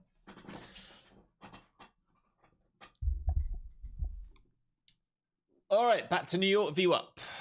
The range rotation continues. This is why I'm not playing this second leg for lower, because it's back inside the range. It's too dangerous. Too dangerous. ES with unfinished business higher. Yes, definitely unfinished business higher right now. Back towards this point of control we got. This is just standard distribution. Not really anything to play off here at the moment. If you were looking for a short, there's just lots of little nodes. There's nothing for me to play off. I just think this is building liquidity for whatever it wants to do next, which could be later today, could be next week. And now we've reclaimed that key level at 25,000. ES coming right up to the top side now. Right up to that top side right now on ES. I would say if pullbacks hold here, you might get maybe a completion of the rotation to the highs. ES does look like it's gunning for it at the moment. It absolutely does look like it's gunning for it. Welcome, Chris Cotto. Thanks for joining. Sorry to hear that, prices trading. Were you fighting trend? What was it? Do you know what caused it for you? Try and think about it as what got you to have those losses, and then you can use it as a learning week, because every losing week is a learning week. But what caused it? Was it not understanding the range rotation? Was it fighting a trend? Was it oversizing?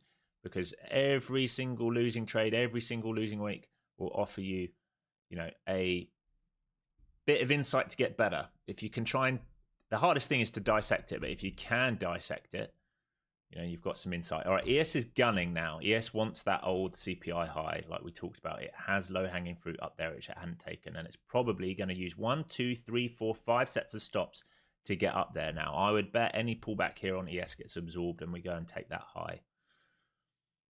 Once we take that high, low-hanging fruit on all the markets then are gone. They're gone at that point. So we might be hanging around just so it can take that high. And then we don't know. Maybe there's a bigger move above it for a squeeze out. Maybe they trap above it and come right back into that range. But that is the low-hanging fruit. It's the CPI high right now at 37.50. 837.50 on the ES. That's what they're trying to get to. You have your crystal ball, Alex. Just like you said, it's happening. Yeah, it's just because it's low-hanging fruit. It's an unfinished rotation. Markets like to be efficient. They really want to be efficient, which means taking people out of the money. There's your IB high. It's almost there on ES now. Very, very close. So that's your high of day New York session now tagged. I would expect them now to go and take it out. Do I have a... Honestly, bookmap. I'm going to snap.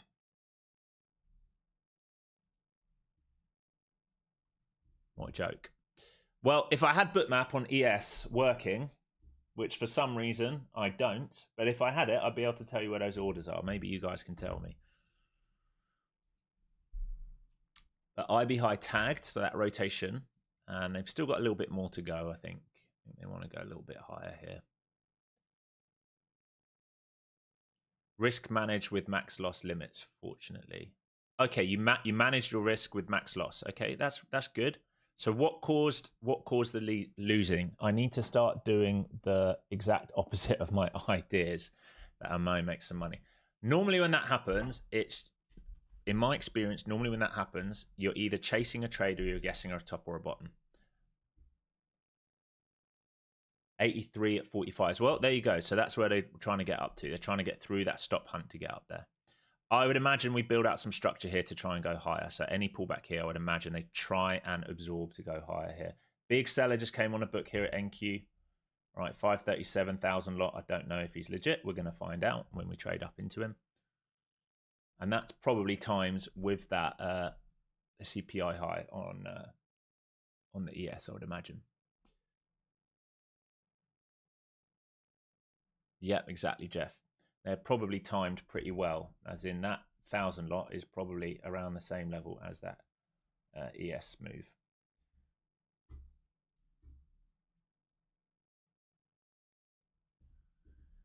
So they're trying, they want to get up here and take out that seller. That's what they would like to do. I think there's a chance. If ES can go and shove it up. And like I said, Tesla's starting to find a curl at those lows, right? So if Tesla starts to find a curl at the lows, it's still very early. We did just talk about it. So Tesla is starting to try and find a curl at these lows. So any reclaim here can start that move back upside for Tesla. It doesn't have to happen, but it's worth being aware of.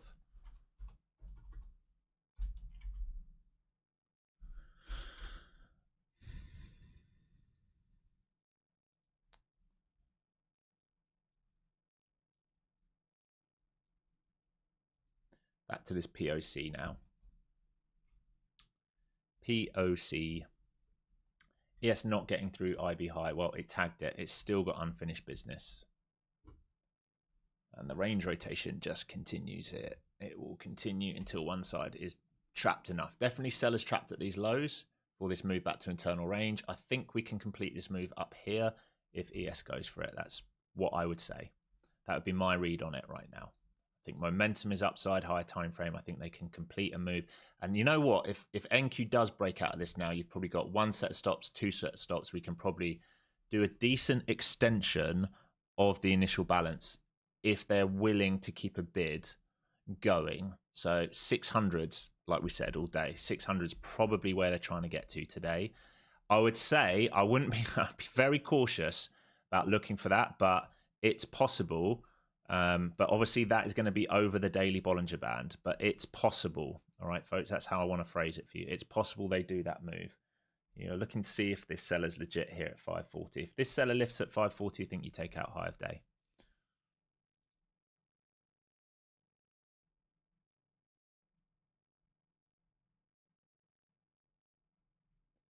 Yes, very, very close to that move now. So if you're in this long, you better be taking some profit as you take this high, and then you're into runners, okay? In the ES. The moment ES takes the higher NQ, you need to take a little bit of profit and then hold your runners. And let's see if you can get the 600s. Here we go. So ES taking it out. Boom. There you go. So there's the read. A nice read again today for you guys. Hopefully you're making money from some of these calls.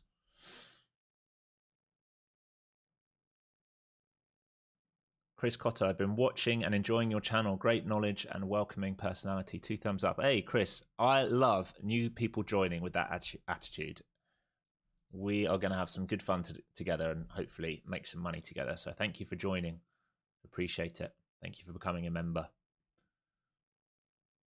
If you're new to the channel, you said you've been watching, but there's tons of free education on my channel on sort of how I trade. So maybe you're experienced and you understand it all already, but if not, loads of free education on my channel. You can start there, and if you want to do more, you're welcome to. Nice, Jeff. All right, so here's the squeeze up. We're going to go top side of the range. So here is your current value area high on the session, and can we take excess up here? I would say yes, we probably can. It's a whole number, 550. They've added liquidity above, or they had. Yes, they have added little feathers up into 600, so it's possible. The big seller is here, right? You can see him above. There you go. They're adding more liquidity above now. So can we take 540 out? Like I said, be very, very careful, because if the objective today in the New York session was to take out the CPI highs on both indexes, we've now done it, right? So if ES I'm watching over here because I'm watching ES. If ES collapses back into the range, it means it's completed its objective and we're done for the day, and it will just continue to go range and sort of not do much. If there's more impetus for more buy side above that CPI, then maybe NQ can get to 600. But do not, please, please, please, do not be buying the top side of ranges. Right? No buying the top side of ranges. We've talked about this today. Very, very risky buying high today. The buys were the edges, like I said. It was probably once you had that delta trap down there and they held that, right? I can't remember who, one of you called it saying offside delta. You were absolutely right. Right here, offside delta, held that delta, goodbye. That's the trap. That's the play. Forget who called it, but it was a very good call. Very, very nice. Good read. It's what we look for all the time when we're looking for those reversals. Same kind of thing. Big sellers at the low getting stuck. We can see it on TradingView. You can also see it on Bookmap. All right, if we zoom this in for you, this is why it annoys me when Bookmap goes down, because it's such a useful tool. All right, where is that? All right, if we zoom in here, all right, look at this strong selling. 21 lot, 31 lot, 47 lot, and then it increases. 145 lot, 47 lot, 100 lot, 41 lot, and at the lows, 101 lot. Look at the increased volume candle down here. What happens? Do we sell through? No. Right? Think about where most of that selling took place. Where's my drawing tool? Here you are. Think about where most of this selling took place. And if we pull this across, what does that mean? All right. We never let these sellers get their target, which was under here. We reclaimed it passively. There was actually some aggressive buying at the lows, as you can see, but everything else was passive, right? There was a passive absorption down here, and now they're stuck. And once they're stuck, what do? We trade the other way away from them. All right, so then you'd be looking for this. If you're looking for the reversal of the high, you'd be looking for something like this. Look at that volume. Holy smokes. All right, someone market hit that, because you can see it here on the right, session volume. Someone market hit that 1,200 lot buyer here. Now, if he doesn't get, this is going to be the same thing the other way. If he fails to get acceptance higher, I didn't mean to do that. Can I remove these drawings?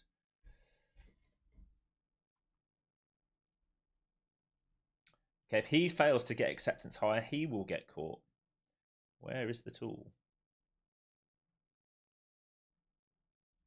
This guy here.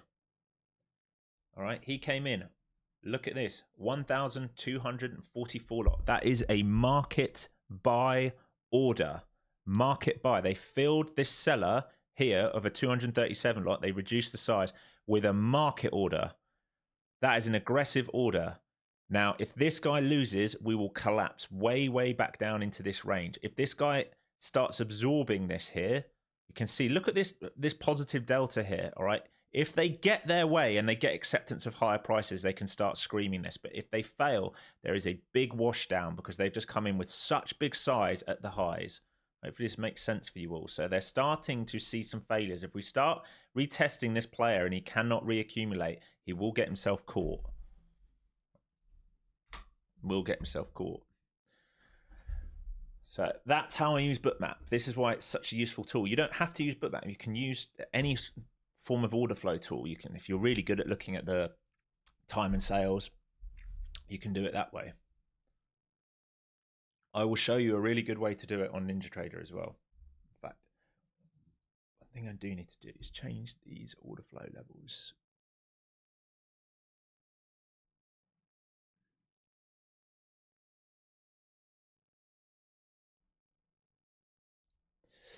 All right, so far this buyer is still holding his level here, well, there or thereabouts. This is so similar to yesterday. If anyone joined me yesterday, very, very similar. Very similar. Was that 1,200 lot a buy to go higher, and then he sells if it continues? He gets stuck. Yeah, he's buying. He's buying to go higher. Either there's two ways of looking at it. Either it doesn't matter which way you look at it, right? But where did he buy? This swing point, right? This swing point, which means what? He's either a short seller who had their stop there. Remember, when you get stopped out as a short seller, you become a market buyer, right? So he's either a short seller or he's a breakout buyer. It doesn't matter which way you want to look at it. One way or another, market buys have come in here, and that's probably the biggest order we've seen. It is. Look down here. It's the biggest order we've seen. So there's the volume, there's the buy side, all right? If they want to continue this, they need to hold that level now, all right? If they fail that level, we get a collapse back down inside, right? Because that is like the kind of exhaustive move you look for at tops. ES is still currently holding above that CPI print, right? So it's taken it out. It's still currently holding above it. You're starting to see a bit of sell pressure be applied to this buyer. Now, I'd say there's a little node here and there's definitely POC here. So if they sellers come in, they'll be covering here unless there's a bigger collapse. This is still buying pressure. They can come for that if they want. But remember, ES has now fulfilled its obligation. Low-hanging fruit has gone in the session. All low-hanging fruit trades have gone.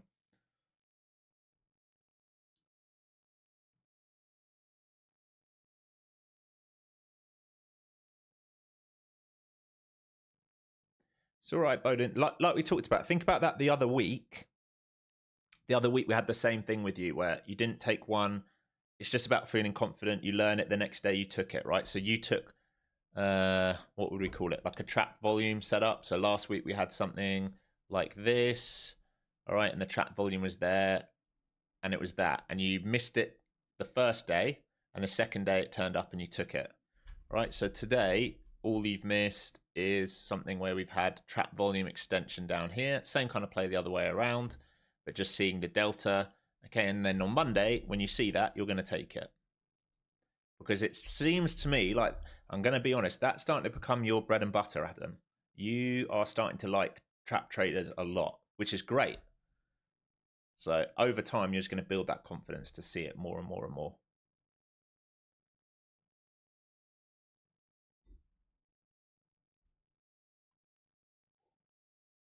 Yeah, still finding a bit. See, we're just testing this guy as well. We're testing right into him. He's just under 40, is he? Where is he actually? Yeah, 38, 39. So we're sort of banging into him right now where he was. Now, do we get this new leg squeeze to 600 is the question, or do they just collapse this whole thing?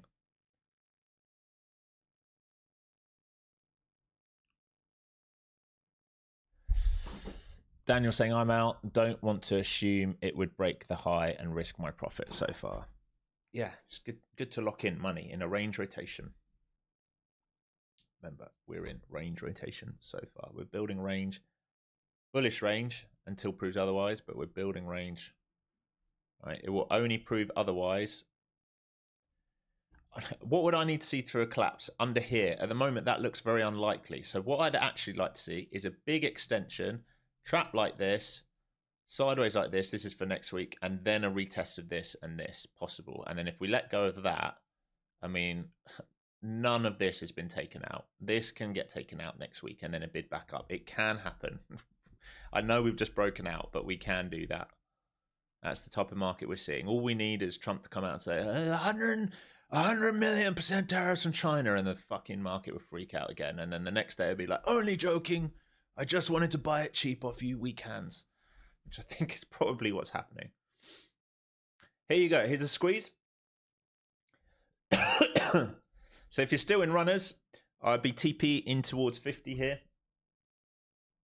So this buyer is getting his way so far, or for now anyway. And he'll be looking for an exit, unless he was market order getting stopped out, which means he's not actually in the market at all. But they'll be looking for a break of 50s. Let's see if they've added liquidity higher. They have. There you go. So liquidity now added into 75s. Have they got some at 600? They have. There you go. So they want that measured move. So they're looking for 75s and 600s on extensions. Doesn't mean it gets there. It's just what they're looking for. So dreamboat scenario for the bulls. That's where they're going. 75 and 600s. You're pretty straight up here, right? Into the top of the range. You don't want to be a buyer up here. Remember, this is the top daily Bollinger Band. It's right here. All right. So anything above that is frothy. All right. So if we come above that, I'd expect we close the day back down here unless we get sort of a black swan kind of move. The delta shows trap participants only if it reclaims, so you have to wait to see if it's a pivot bullish structure. So, yeah, so you want the opposite. You want the opposite delta to the move. All right. So if we're looking for short, if we're up here and we see big buy delta and we don't move higher, it means there's a passive seller, right? We don't sell against them. You wait for the breakdown. You wait for it to know, okay, they're trapped. Now we collapse, like here.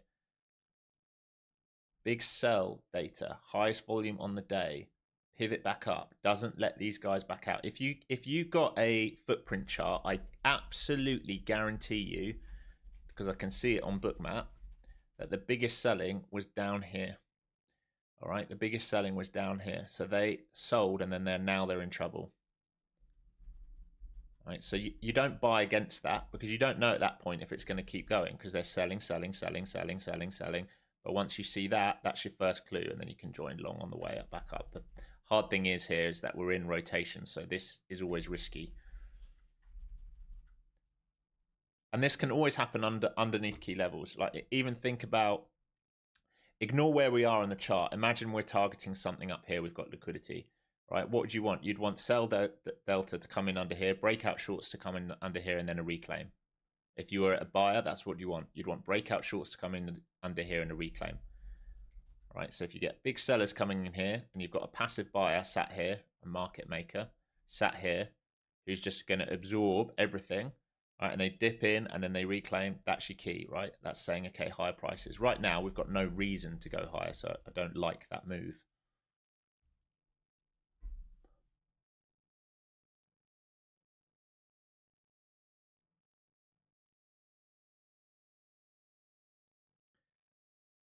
Miguel, don't worry about your win-loss being at 42%. What matters is if you're trading at 40%, 42%, if your RR is 2-1 positive, that you're going to make money.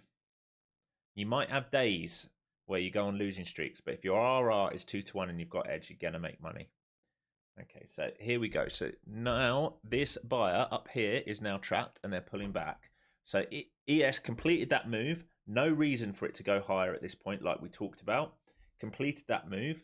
And anyone who bought the top up there is now trapped, right? I.e. this guy in here we just talked about has now become trapped buyer up here. and his order is at 540. So right here, all right? And now he's in pain. So exactly the same thing here as here, all right? Big sellers down here, stuck. Big buyer up here, stuck. Reversal, reversal. Back to point of control.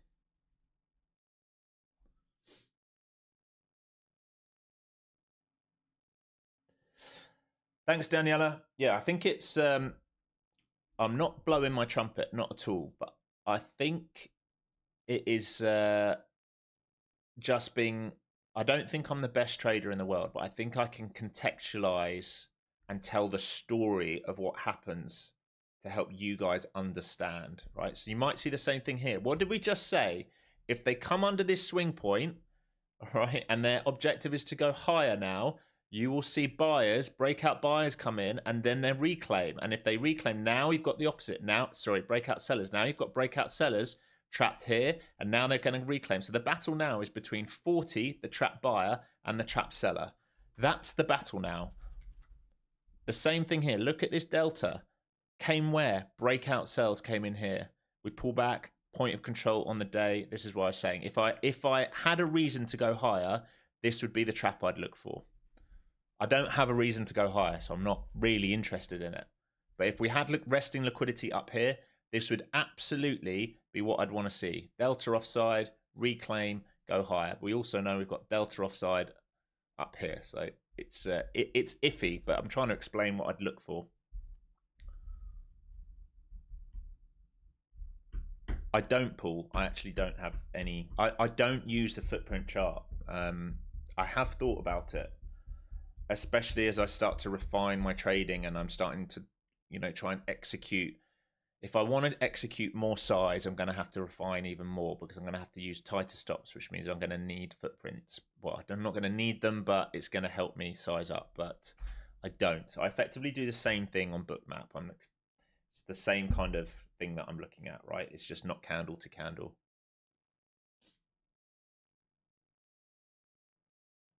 Can that guy be a seller on there instead of a buyer, Alex? Where do you mean, Raf? The guy who had the buy orders, this guy, yeah, he could have been a short seller who got stopped out. So market buyer order. This is the battle right now, right? Whether it's a short seller who got stopped out or breakout buyer who bought in, it doesn't matter. You've got 1,200 buys here. And then under here, you've got big sells. All right, so the battle right now is between the stuck sellers here and the stuck buyers here. And they're going to battle out here to make their decision. Does that make sense?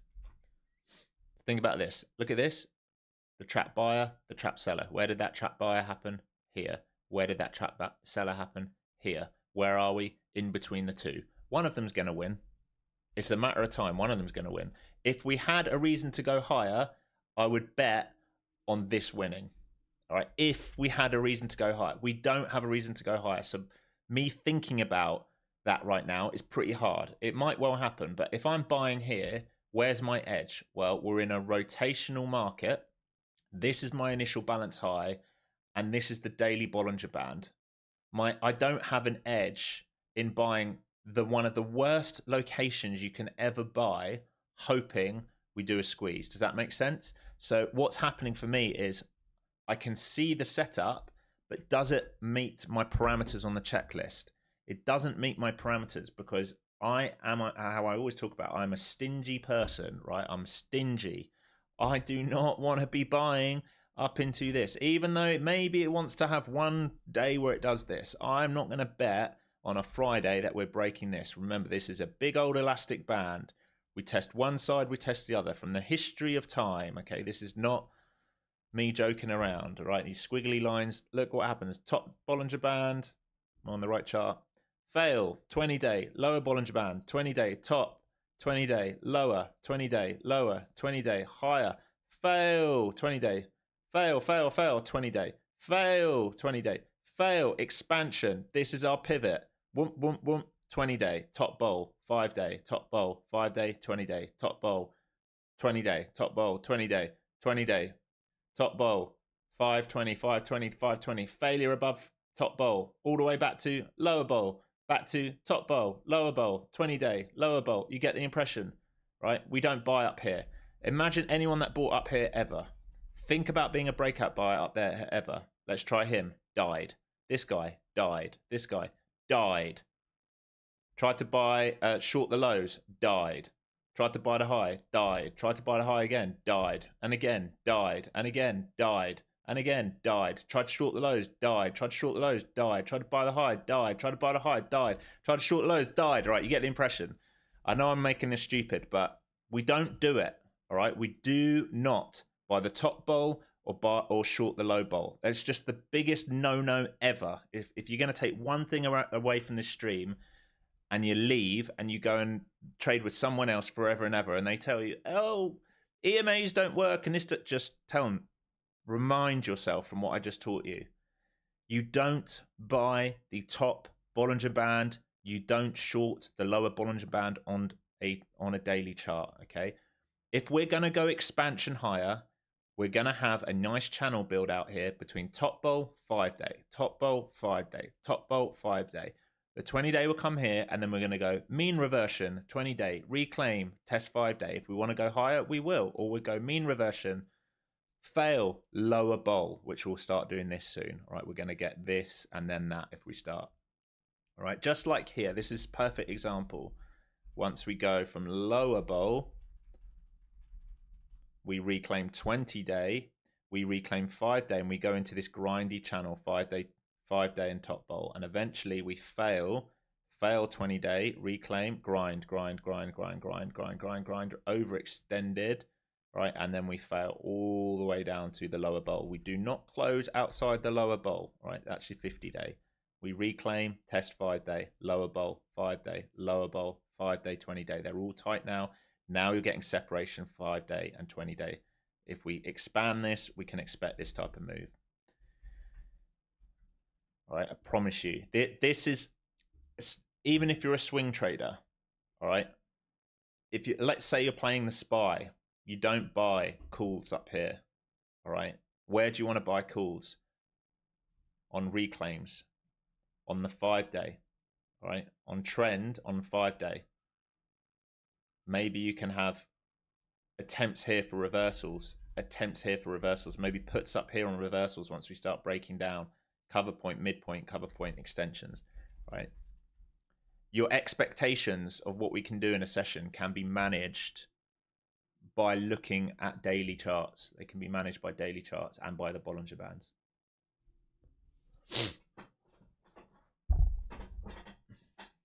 Chris, just described your original trading strategy. Yeah.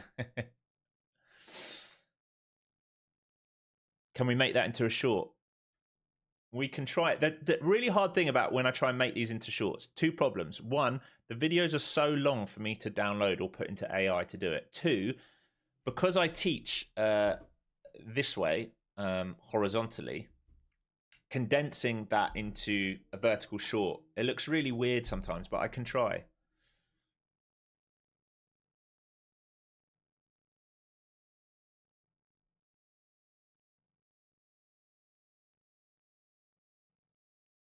Catch up with chat here. What are you saying?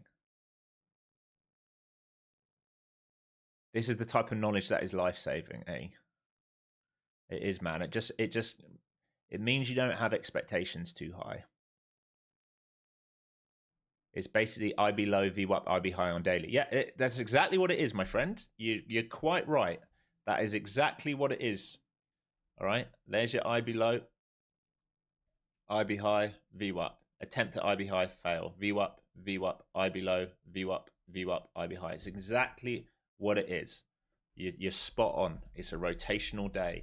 So we're rotation inside IB and inside current value. We've had no acceptance outside of current value, no acceptance over current value. But higher time frame, where's previous day's value? This is really important. Previous day's value is down here, right? So when we're above previous day's value, we're moving value up, aren't we? Which means there's good acceptance of higher prices. We'd love to see something like this to buy back off, but we're not going to see that today, I don't think. Not unless we go really, really risk off. So this is what tells you, hey, we're gapping up. If we hold range, this basically means we're going to get acceptance of new value. Now, if on Monday we let go of that, what are we going to expect? A retest of the old value. Okay, so if we leave this and we gap down, for example, we can think about coming back to the old value and testing. Hey, oh, is this still good value? Yes, it is. Okay, we'll bid back off it, for example.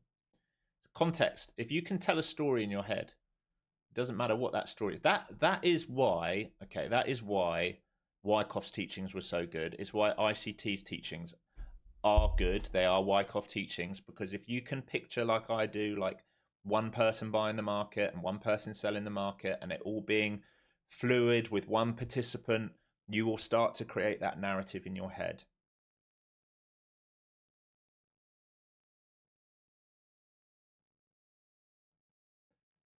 Take care, Aid. Yeah, you too, mate. Have a great weekend. Fantastic weekend, buddy. Raphael, I think like you, why he was going to buy that big amount there when us don't even buy too many there. Well, he was probably a market maker, right? When you're seeing like thousands and thousands and thousands of lots, all right, he was probably just, he's a big bank or something. He's some crazy lunatic who shorted here and added in size there, right?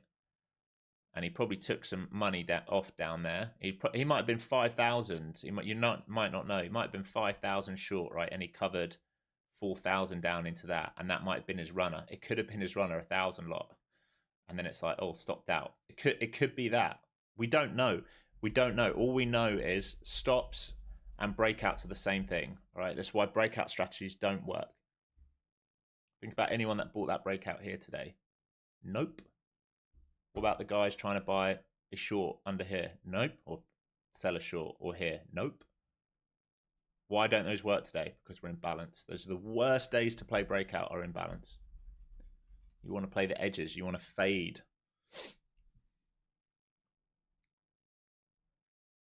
Daniela, watching the price now, thinking, thank God we collected my profits. Yeah, quite right, quite right. To be fair, I feel like I still don't know what I'm doing some days. How long have you been trading for? And it doesn't need to be me, but genuinely, have you found a good mentor who can teach you, what you need to know and how to trade, and makes it make sense to you? And then have you developed a system? How much success do I feel one needs before copy trading? That's a good question. I would say like consistent payouts. Consistent payouts. 3 on the bounce, and where a journal is showing that you're not blowing up, every 2-3 weeks, where you're, taking money out the market, losing some days at a manageable amount, because you will lose at trading. It's part of the process. You're not going to win all the time. So once you can prove yourself, taking money out the market, I'm occasionally losing, and that's okay. I'm controlling those losses. Then you can start copy trading. That's my feeling on it.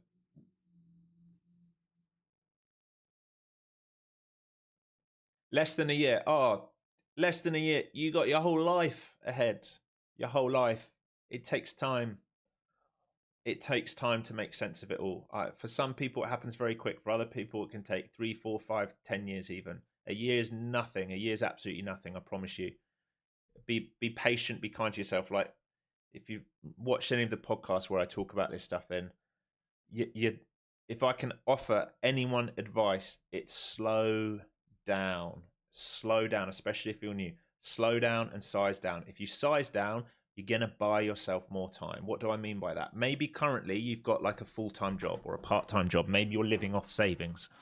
All right. Don't be oversizing. Don't be rushing, because in the back of your head, you're like, I need to make 500 today or 100 today, whatever it is, whatever that narrative is. You know what I'm talking about? The monkey man in your head saying, you need to make this much money to make up for this, and you got to pay this bill. If you do that, right, you are not going to develop a process. You're going to give in to that voice saying you need to make this much money. You're going to size up before you've got the skill, and then you're going to blow that account.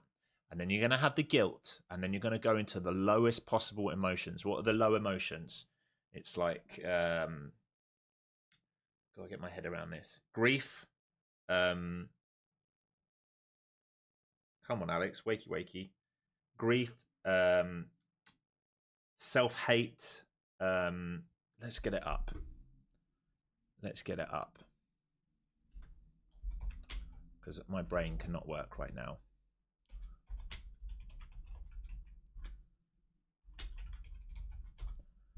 All right, here we go. All right, low emotions. Shame, guilt, grief, and fear. All right, so imagine you've oversized yourself. You feel the need to... I'll give you an example with me. I'm going to be real honest. I'm going to use me as a perfect example for this. Okay, came into... when I decided I was going to start full-time trading, I'd already had to shut down 2 of my businesses during COVID. That was my income gone, right? Income gone. I had one mentor / friend. I'm not going to get into it. Let's just say I lost a few people who ended up dying. So I already felt like majorly down. I'd lost my business, lost everything else. My rush to succeed made me oversize. I would then blow up, and I wasn't blowing up these accounts. I was like, I can show you. This is my old journal, all right, of me trading small caps, and there's stuff in here I can read to you. Let me find the big. I had a big blow up. Here you go. So this was on the 3rd. Was it? No, the first of March 2021. Right, I was up really big on that year so far. $14,000 blow up, real money, BTX squeezed out, and I just put no limit. What are you doing?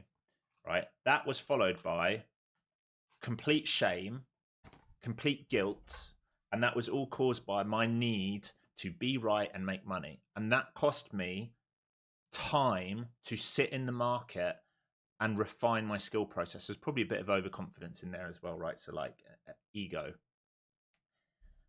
A year is nothing.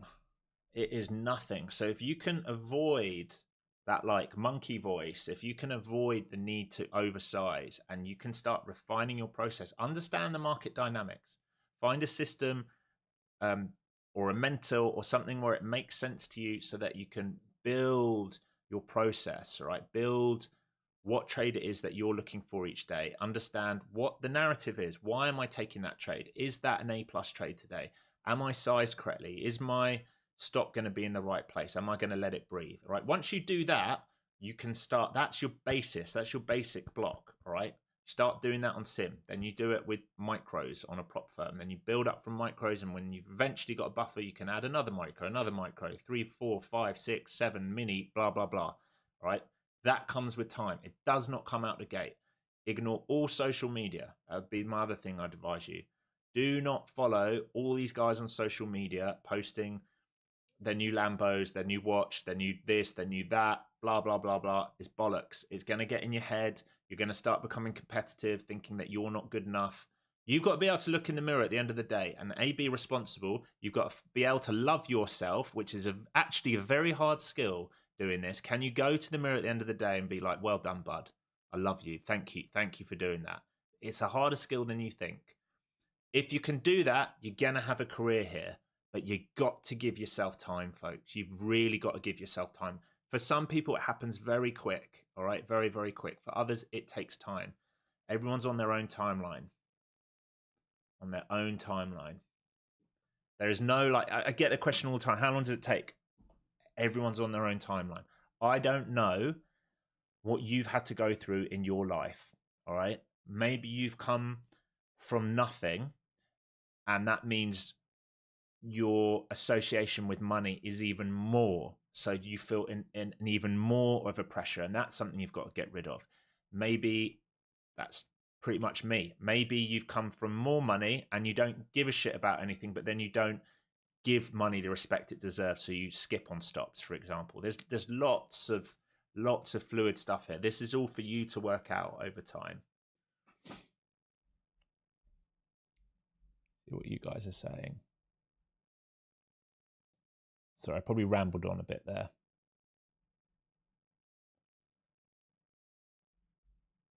Yeah, Raf 100% agree. Here you go, Daniela. I'm into this for 7 years now, and there's still some times where I get way too emotional, over risking or something else. It happens forever. I can tell you. I've talked to family members about this who would blow up, 7 figures at their firm after being there for 30 years. It happens, and then they go on tilt. It's always going to happen. It's going to be there. It's just how much can you control it. I've been doing your videos. I want to do the course. I just don't have the money right now. I do have two PAs. Yeah, there's no pressure to do the course. Take your time. Like there's lots of free stuff on my YouTube. Lots of other educators as well. Like absorb as much as you can. Find a model that works for you. If and when you've got the time and you want to do the course, you can do it. There's zero pressure to do that. Zero pressure. If you're not financially able, definitely don't be doing that. How do I get a better read of the market when first sitting down? Sometimes in the Globex, I have no clue whether to go up or down. When you come to the market for Globex, are you talking about Nihao or after Globex? What really matters is the previous day, previous session. For Globex, it's always what's happened at the previous session. So let's go through.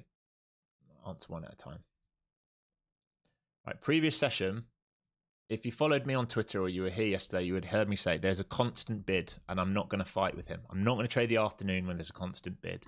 Right? No deep pullbacks, right? Think about this. There's your buying opportunity. We miss it because it doesn't give us to it in New York. All right?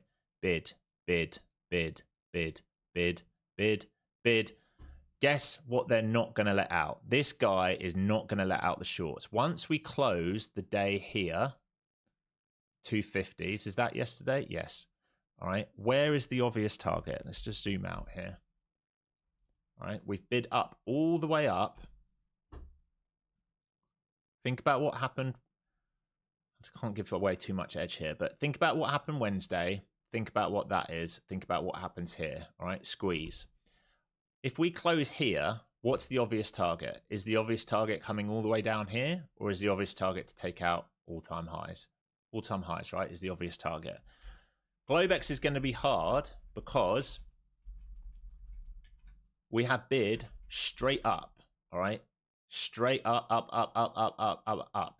So what would be in my mind? Two things would be in my mind. Either Globex is going to take out all-time highs, or Globex is going to be really cheeky, wash these guys out, and then offer that buy up tomorrow. This is probably not a Globex session I'd want to participate in. Right, honestly. And the only time, if I'm looking at this session where I would have participated, is probably here. Right here. Because at this point, we've come very close to all-time highs. All-time highs were 390s, I think, or 400s. So this means we've got more shorts involved. And then we've got a 2-leg pullback. And then under here, we hold VWAP up. We clean some of this out. There's your first highlight. That's probably the first and their buying opportunity. But that's not a great Globex session to be looking at. I'd have to go back further for some of the others. In fact, we can do this on another time frame to make it a little bit easier to see. Let's just move this down. All right, let's go into these. Here's a good example. All right, big sell Wednesday. Squeeze out. What we're looking for? High or low. There's your high or low. All right, into key level. That was a volume area. If you were watching it, it's previous week value area high, point of control. That's a buying opportunity. Not just once, twice. Okay, breakout here, back into here. It's all about what happens in that previous session. Every session's the same. What's happened in the previous day? What's happened in the previous session? Here was just a build out of sideways volume. All right, this is probably a good leave alone session. Nothing really to do there in Globex. And then New York, we get the breakdown. So always just look left. What's happened in the previous session? Are there any clues in the previous session to what's happened? Is there some volume which we can go and retest and see if they want to bid off it or offer off it if it's above us?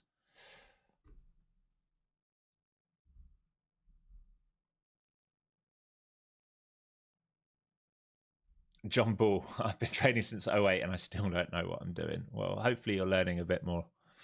PD, 40 years of trading, I still make stupid trades, size kills, objective to stay in the game. Right on the money, Alex. That's it. Stay in the game. Stay in the game. Stay in the game.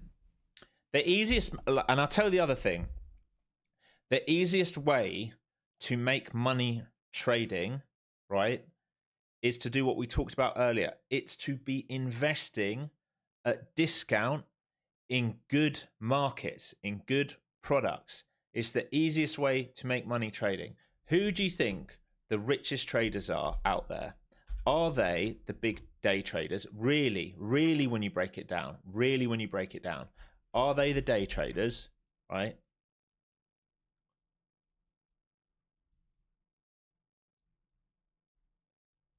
Or are they the buyers who understand? Let's go into a weekly. Who understand, bear in mind this is done a split, so it's not actually 90 cents, but who understand good market opportunities. Market opportunities. Market opportunities. These guys, all right, who are buying good companies at discount for big moves, all right? These guys are the guys making lots and lots of money. That's where it is. That's where the money's made.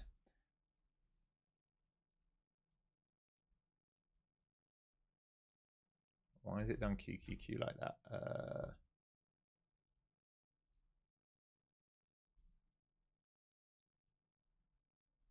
have to go back even more. These guys, look at that trend, all right? The NQ and the SPY, QQQ, SPY, all of these are only ever going to go up, all right? Over time, they're only ever going to go up. Yes, we're going to have pullbacks, right? But they're only ever going to go up. They're made to go up. So if you can make money day trading and invest into something passively, that's where you're going to make lots of money. It's much, much easier to invest passively and let things work. Think about me, like even me this year, all right? I'm in Apple long from 202. All right, think about me this year, Apple long from 202. I've now held this since, yeah, August 5th. I'll tell you the exact date. I can tell you the exact date that I got in.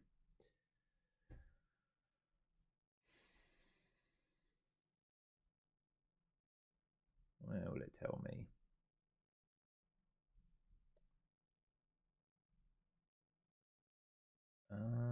How do I get info on this?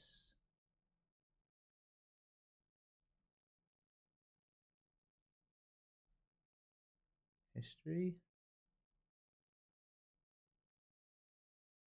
I've been in that long. Okay, so I started July 30th and I added August 1st and August 2nd. And I've been in that long that I'm now getting dividends off it. So July 30th, I get in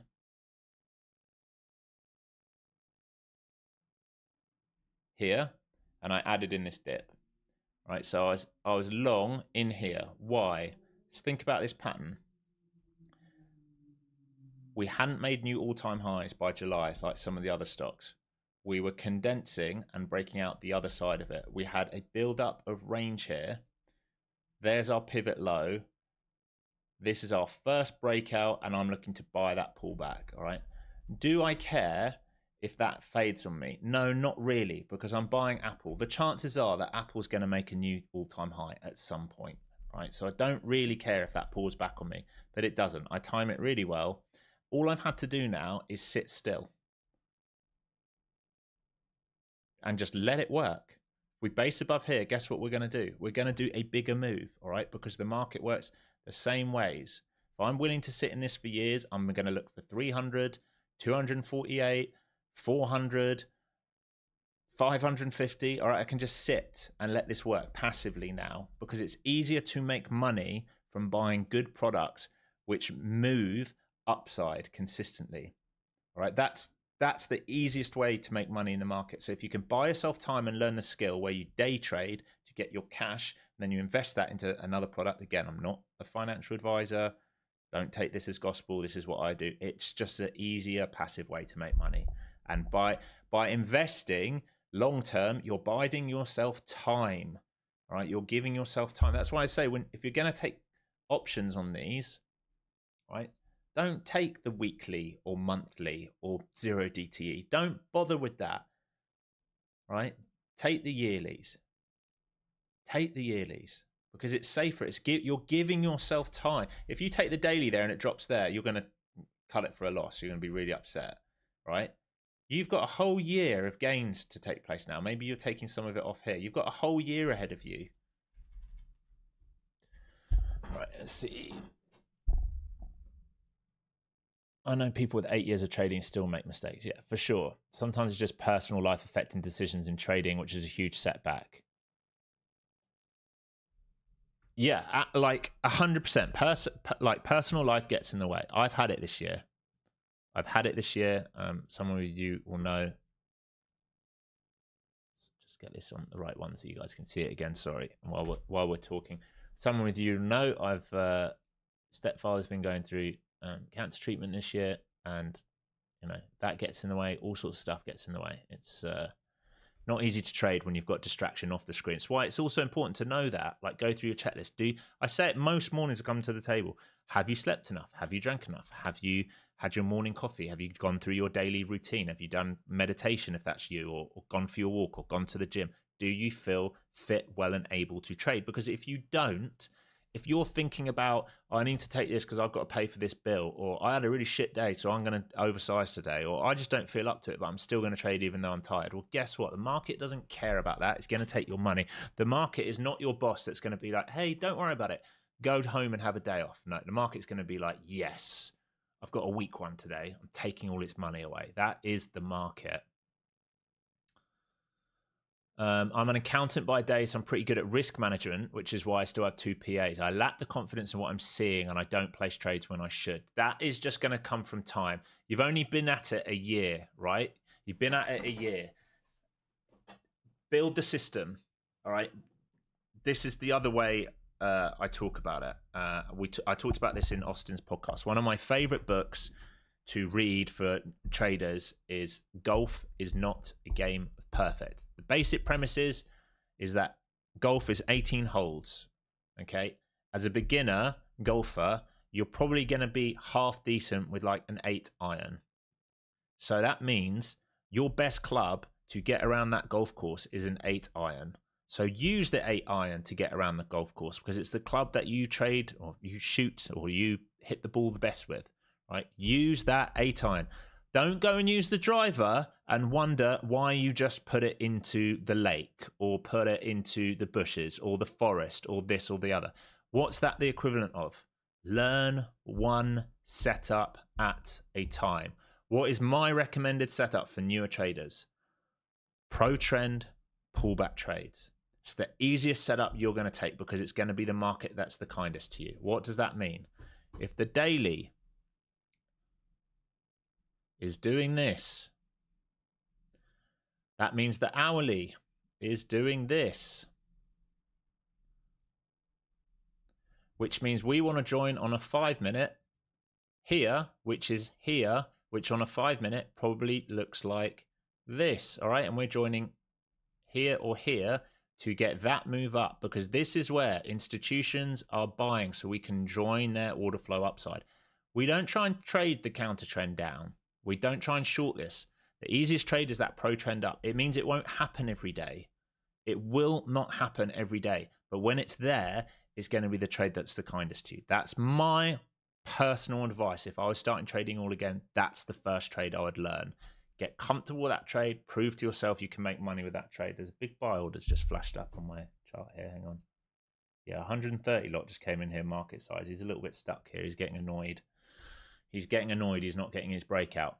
That would be the first trade I'd master, all right? And then there's different ways of attacking that trade. For example, are you going to trade the momentum of it, or are you going to trade the pullback? I mean, this is a pro trend developing. This is why every dip's being eaten up. We actually haven't had a pro trend for a little bit because we've been in a tightened range, but you can see in sell days, you don't want to fight it. You want to sell the pops. Where's the easiest sell? I think we sold this in the morning, but once we fail, back into IB, sell day, sell day, sell day. So you're fading that pullback. And if you don't feel comfortable fading against this, you wait for the momentum turn and then take it. Right, so learn your setup, one setup at a time. Once you've mastered that, maybe then you're looking at, the IB rotation, or maybe you're looking at the counter trend fade. It doesn't matter. The market only does three things, right? It trends up, it consolidates, and it trends down. So what are your trading opportunities? Trend trades, up or down, right? Long on the way up, selling pops on the way down, trend trades. Reversals, failed breakouts, right? Failed breakouts, trap traders, reversal trades. That's when we've seen a peak, we've taken big liquidity, we expect the counter trend to start. Reversal trades. And what? Consolidation, range trades. What happens in range trades? Very similar to reversal trades, except your expectation is lower. We trade the edges. We trade the edges. Noted by the IB, right? This is a bullish rotation. Why is it bullish? Because we're in bullish momentum, all right? Remember, we started here. In fact, we started all the way down here, right? This is bullish momentum. Where does this become backside? Let's say we do a blow off top. We see volume. We see trap traders. That will offer a reversal. We'll come down. It will probably create a range for a session. That will offer a range trade. And if we snap the low of that range, what will happen? We will offer trend trades back down. So bullish for the move up, reversal trade here, rotation trade here, trend trade back down, right? That's very, very common, because that will look like what on a higher time frame? Just think about what that will look like. That will look something like this on a higher time frame. All right, that's it. That is it. That's how the market moves. The end. Okay, the end. That's it. Right. So once you understand what market you're in, what trade you're looking for, then you wait and you look for that trade. I know I'm going on a bit, and I know we're into lunch, but hopefully there's some value information here for some of you. Okay, let's see. Chris Trades, this is gold. Self-sabotage is real. Yes, it is. Clint, I passed my first funded account. Thank you, Alex. Come on! That is the best news I've had this week. That makes me happy. I've been working with some one-on-one sessions with Clint. That's fantastic. I love it, dude. Congratulations, buddy. What a way to go into the weekend, eh? What a great way to go into the weekend. Well done, mate. Well done. Make sure you have a beer or something there where you can celebrate. You got to enjoy your wins. You've worked hard for that. Laid back bear, psychology of money. Yes, exactly.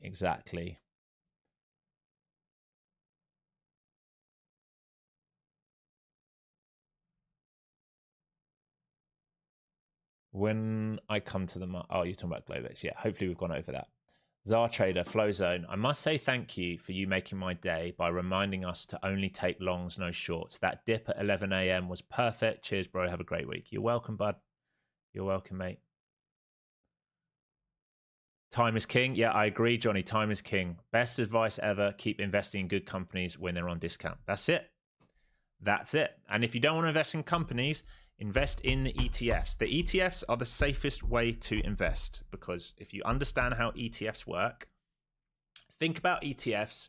For those of you in England, you don't have the same thing here in America, but for those of you in England, think about the Premier League. All right, so we're going to call the SPY, which is the ES, right, the SPX, as an ETF fund. All right, we're going to call the SPY the Premier League. What happens is the top 7, but the top 4 challenge for championships, okay? They're the best companies in the world, the Mag 7.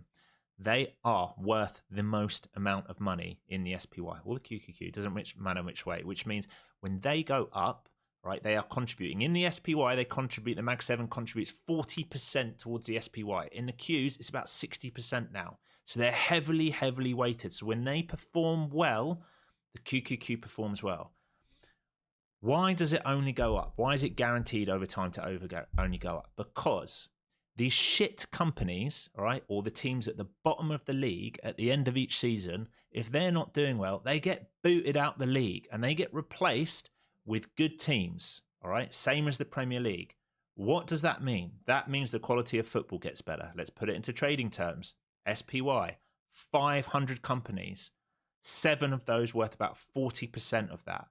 Nice and broad spectrum of all the companies. So you've got nice, if you're investing in the SPY, you've got a little bit of money in healthcare, some in the finance, some in the tech, some in energy. You broad spectrum across it all. If a few of those companies are doing shit, let's say, for example, I'm trying to think who's been kicked out recently. I can't actually think. My mind is blank. But let's say there's 50 companies which have been doing so terribly. They're having red day after red day after red day. They've had a red year. They're stopping the market growing as much. What do? They boot those companies out and then replace them with the best companies who are performing well, which means it's rebalanced and it's guaranteed to only go up long term. All right. So imagine Nvidia starts doing really, really shit completely out the blue. Right. That eventually, if they'll just be like, fuck off, you're out of here. We're replacing you with someone else who does better. That's literally how it works, guys. That's why it's manipulated to only go up. So if you've got cash available and you understand how to invest, again, this is not financial advice. Please go and speak to a financial advisor. But that is how to do it. If you don't want to pick companies, ETFs are your friends. You have lots of different ETFs. You have some which will, focus on metals, some focused on energy, some focused on broad spectrum, some focused on dividend type companies. So you get a dividend regularly. All right. That's the easiest way to do it. If you don't have the time to really dial in and choose your companies, it's the easiest way to do it. Yes, there's going to be a giveaway. I'm sorry, folks. I'm trying to give you information. What do you want? Information or giveaways? You just want giveaways. All right, let's get you those giveaways. We just catch up with here.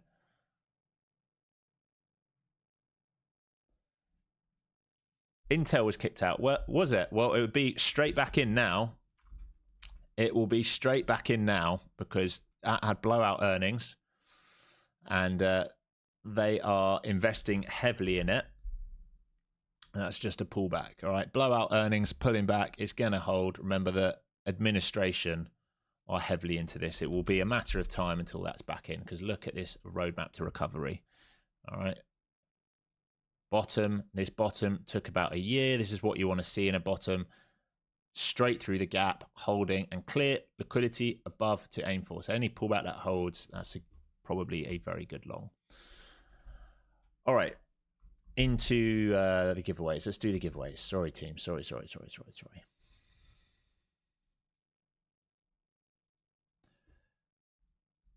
You can see we've missed absolutely nothing while I've been talking, by the way, just so we know.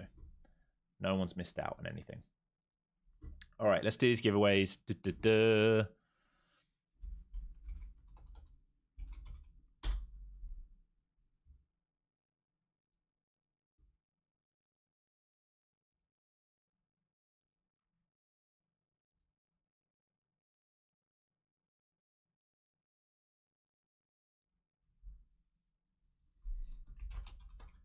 Okay, first course giving away. So just type course in chat. It's for the beginner course. It's 2 hours, just for an introduction to trading and investing. It's a small course, but if you haven't done it before, just type course in chat. Type it once. You only need to type it once.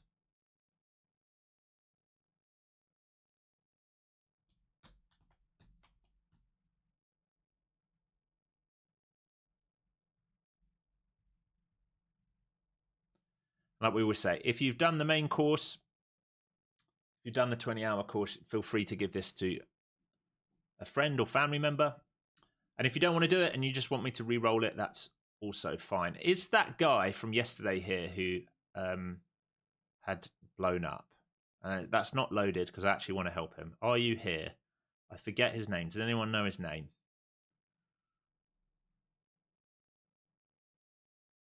Be nice to give back to the community and help people. I do want to start doing some charity stuff here in the next month. I've just got to figure out how we do it. Well done, Charles. No, I don't think it was Charles. I think that was the guy. That was it. NDT Trader. That's the guy. NDT Trader. Well, if he's back here, let's look after him before I slam my desk accidentally. Okay, one more minute. All right, there's the stop hunt. Got that big buy and just came in and straight through it and straight back down. You can see at the top, at the very top of the day, 100 buy order, 204 buy order, 625 buy order, and 68 buy order. So those are stops getting run into these highs here. So anyone that had their stop there just got completely ran out. And that might be exhaustive. Look at the volume there. That's big volume. That might be an exhaustive move. We will see in time. All right, let's pull this winner then. Let's see who's won this. Garbear. Garbear, are you here, Garbear?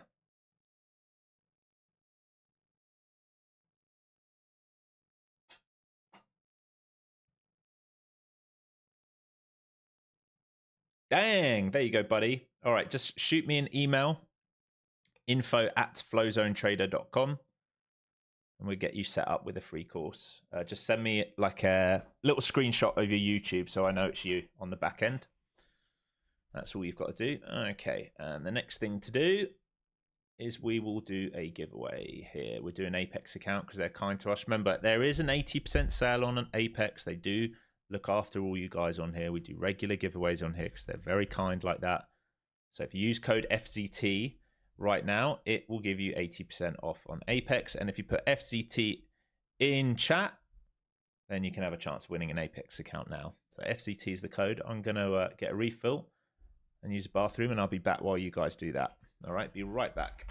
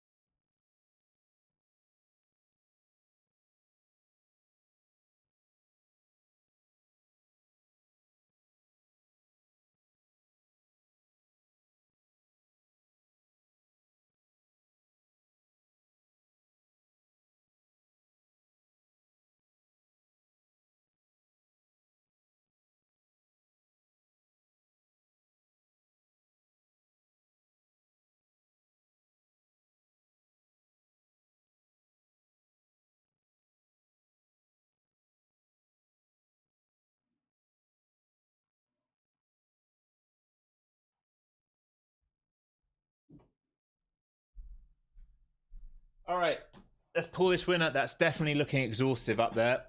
No hold of it. Did ES clear out?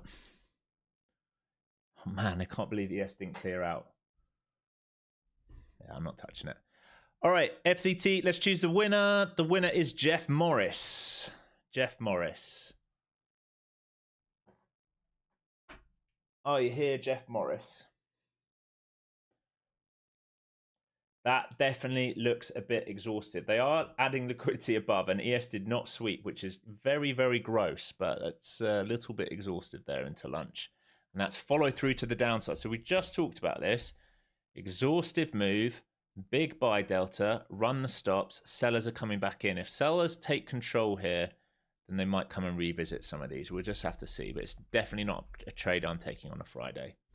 Nice, Jeff. Congratulations, buddy. Just shoot me an email, info@flowzonetrader.com, right? And we will sort you out with a free Apex account. You can use any size account you want.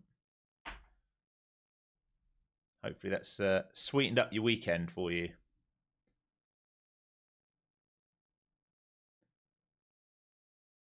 Too late. Sorry, mate. Yeah, we just did the winner.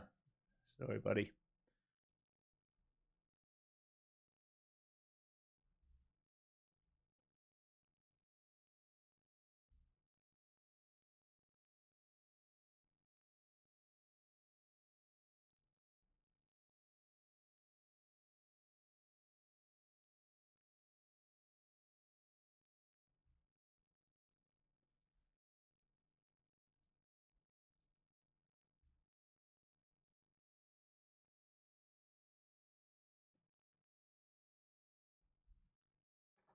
What kind of account do I use for swing trading? Cash account, mate. I trade my own money. But if you wanted to try swing, I would say if you wanted to try swing trading and you weren't going to use your own money and you weren't looking to trade futures, but you wanted to trade stocks and ETFs and stuff, I would look at Trade the Pool. I haven't looked at them for a while. I think my code will probably still work there. Let me check for you.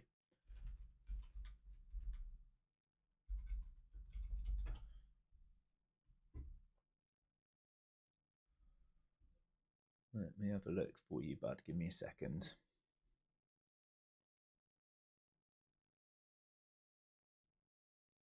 Yeah, I think you will get a discount there. Let me send it. Put it in chat for you.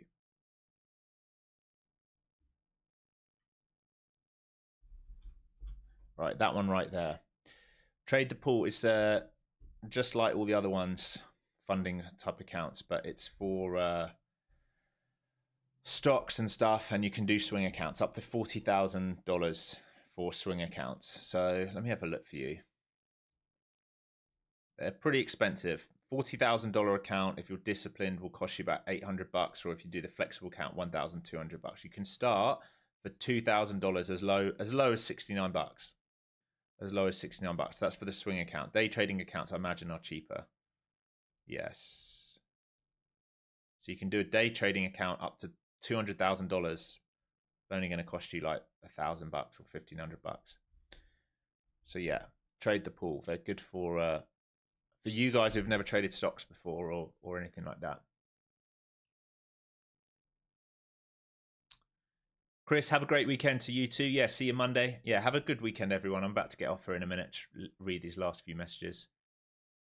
Seems like a replay of yesterday's chart. Yeah, it's been a slow bid. I wouldn't keep bidding on this at this point, though. Again, just because you're not bidding doesn't mean it's a short. But what I would say is, yes, they're doing the rotations, but they've just blown everyone out. We're into lunch. Volume's dropping. ES failed to do the rotation. It's already under IB. You might see a deeper pullback. I don't know. They still have these 600s to come for if they really want to do the extension. But I would just not personally, unless you're long from down here and you're holding your position, or if you had big cojones trying to bid off that, which I don't. If you're long from here, as long as you've taken some off, you can try and hold and stop under that pivot, which will probably come for at some point. I would not participate as a buyer right now. Let's see. Do you have a preference on prop firms? Yes, I would say it depends how you trade. I would say, let's go through it. Best for scaling ability, Apex. Not necessarily the cheapest. Fast to pass, but probably can be harder to manage. But 20 account scaling ability, big payouts are available there as long as you take your time. So they're right up there. Tradeify, growth accounts on Tradeify I like. Wouldn't even bother with the advanced accounts. Growth accounts are no trailing drawdown, just a end of day drawdown. Take Profit Trader I absolutely love. I've only been trading with them a bit more recently. Again, no trailing drawdown on the evaluations. You've got 5 days to do it in, 50% a consistency rule. But once you get into the pro accounts, you can take daily payouts above your buffer, which is great. Like again, today I actually risked it, didn't make a lot, but another $200. So I'm going to take $5,000 out this week from daily payouts every day. And that never gets tiring, I tell you. And there's the only thing you need to worry about with Take Profit is the pro accounts or the PA accounts, whatever you want to call them. They do have a trailing drawdown up to your buffer. Once you're over your buffer, no trail. So super easy, super easy. And it's nice to get paid every day. I'm telling you, it feels good to get paid every day, especially if you're trading lots of different accounts. Like if you're rotating Apex and Tradeify and Take Profit will just pay you every day. Never gets bored. That sent my tube screenshot. Hopefully that's what you were wanting. Yeah, no worries. I'm gonna, as soon as I get off stream, I'll sort it all out for you.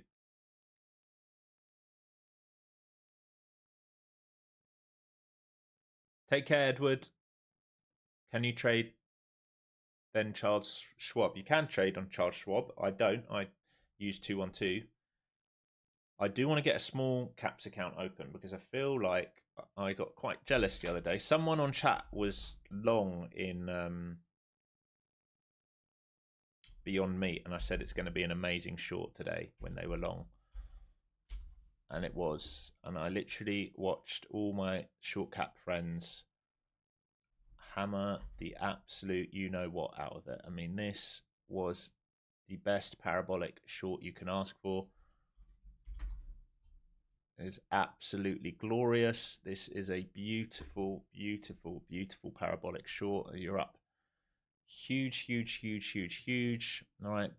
Buyers, retail come chasing in, and you're just playing the backside. And on the lower time frame, even on a 5 minute, it was fantastic. So I might have to load up account if small cap's going to get going. Here's your pre-market high pivot. This is day 2, I think. This isn't even day 1. There's your fail. There's your stop hunt, and there's just the constant wash. I think the day before, was it the day before it was better? No, was that it? That might have been it. That was it. Yeah. So, maybe time to boot up IB again. If small caps are going to start heating up. If we've got a Trump market again, like 2021, 2020, I want to heat these up again. What's your review of funding tricks? Yes, sorry, I didn't mention that one. That is very good. I would go as far as saying they're the easiest one to pass and take money out of because there's no trading drawdown. Everything is end of day. Very, very easy. Set and forget, make your money, get off. Very, very easy. I took payout earlier this week on them. Again, I do need to add some more accounts, which I keep forgetting to do. So, in fact, let me make a note of what I want to do here.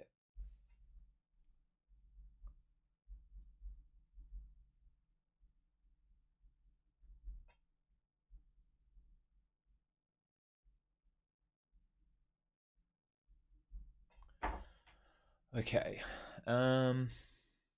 Where is your free course? I want to send it to a friend of mine before he does the regular course. The free one, if they go to my website, flowzonetrader.com, it would just come up with a little, what do you call it? Like pop up. And you just put their name and email in there. I think they actually, if they do that, I think they actually there might be a little discount off the other one. All right, starting to fail here. All right, I'm done, folks. That's it. Done for the day. We're out of here. Lovely work today on stream again. Really, I'm super happy with how we traded this week. I think we got most the good moves. I'd say yesterday maybe a missed opportunity long side for the grind up, but it never gave us what we wanted. And I'd see today we've got every available trade. I mean, we were long on that reclaim. That might have been it. And then some of you got that long for the move back up. And right now there's nothing to do. All right, everyone, have a fantastic weekend. Make sure you get some rest, because right now these markets move so quick. It takes quite a lot of mental capital just to sit here and watch it and stuff. So make sure you get some rest. Take your time.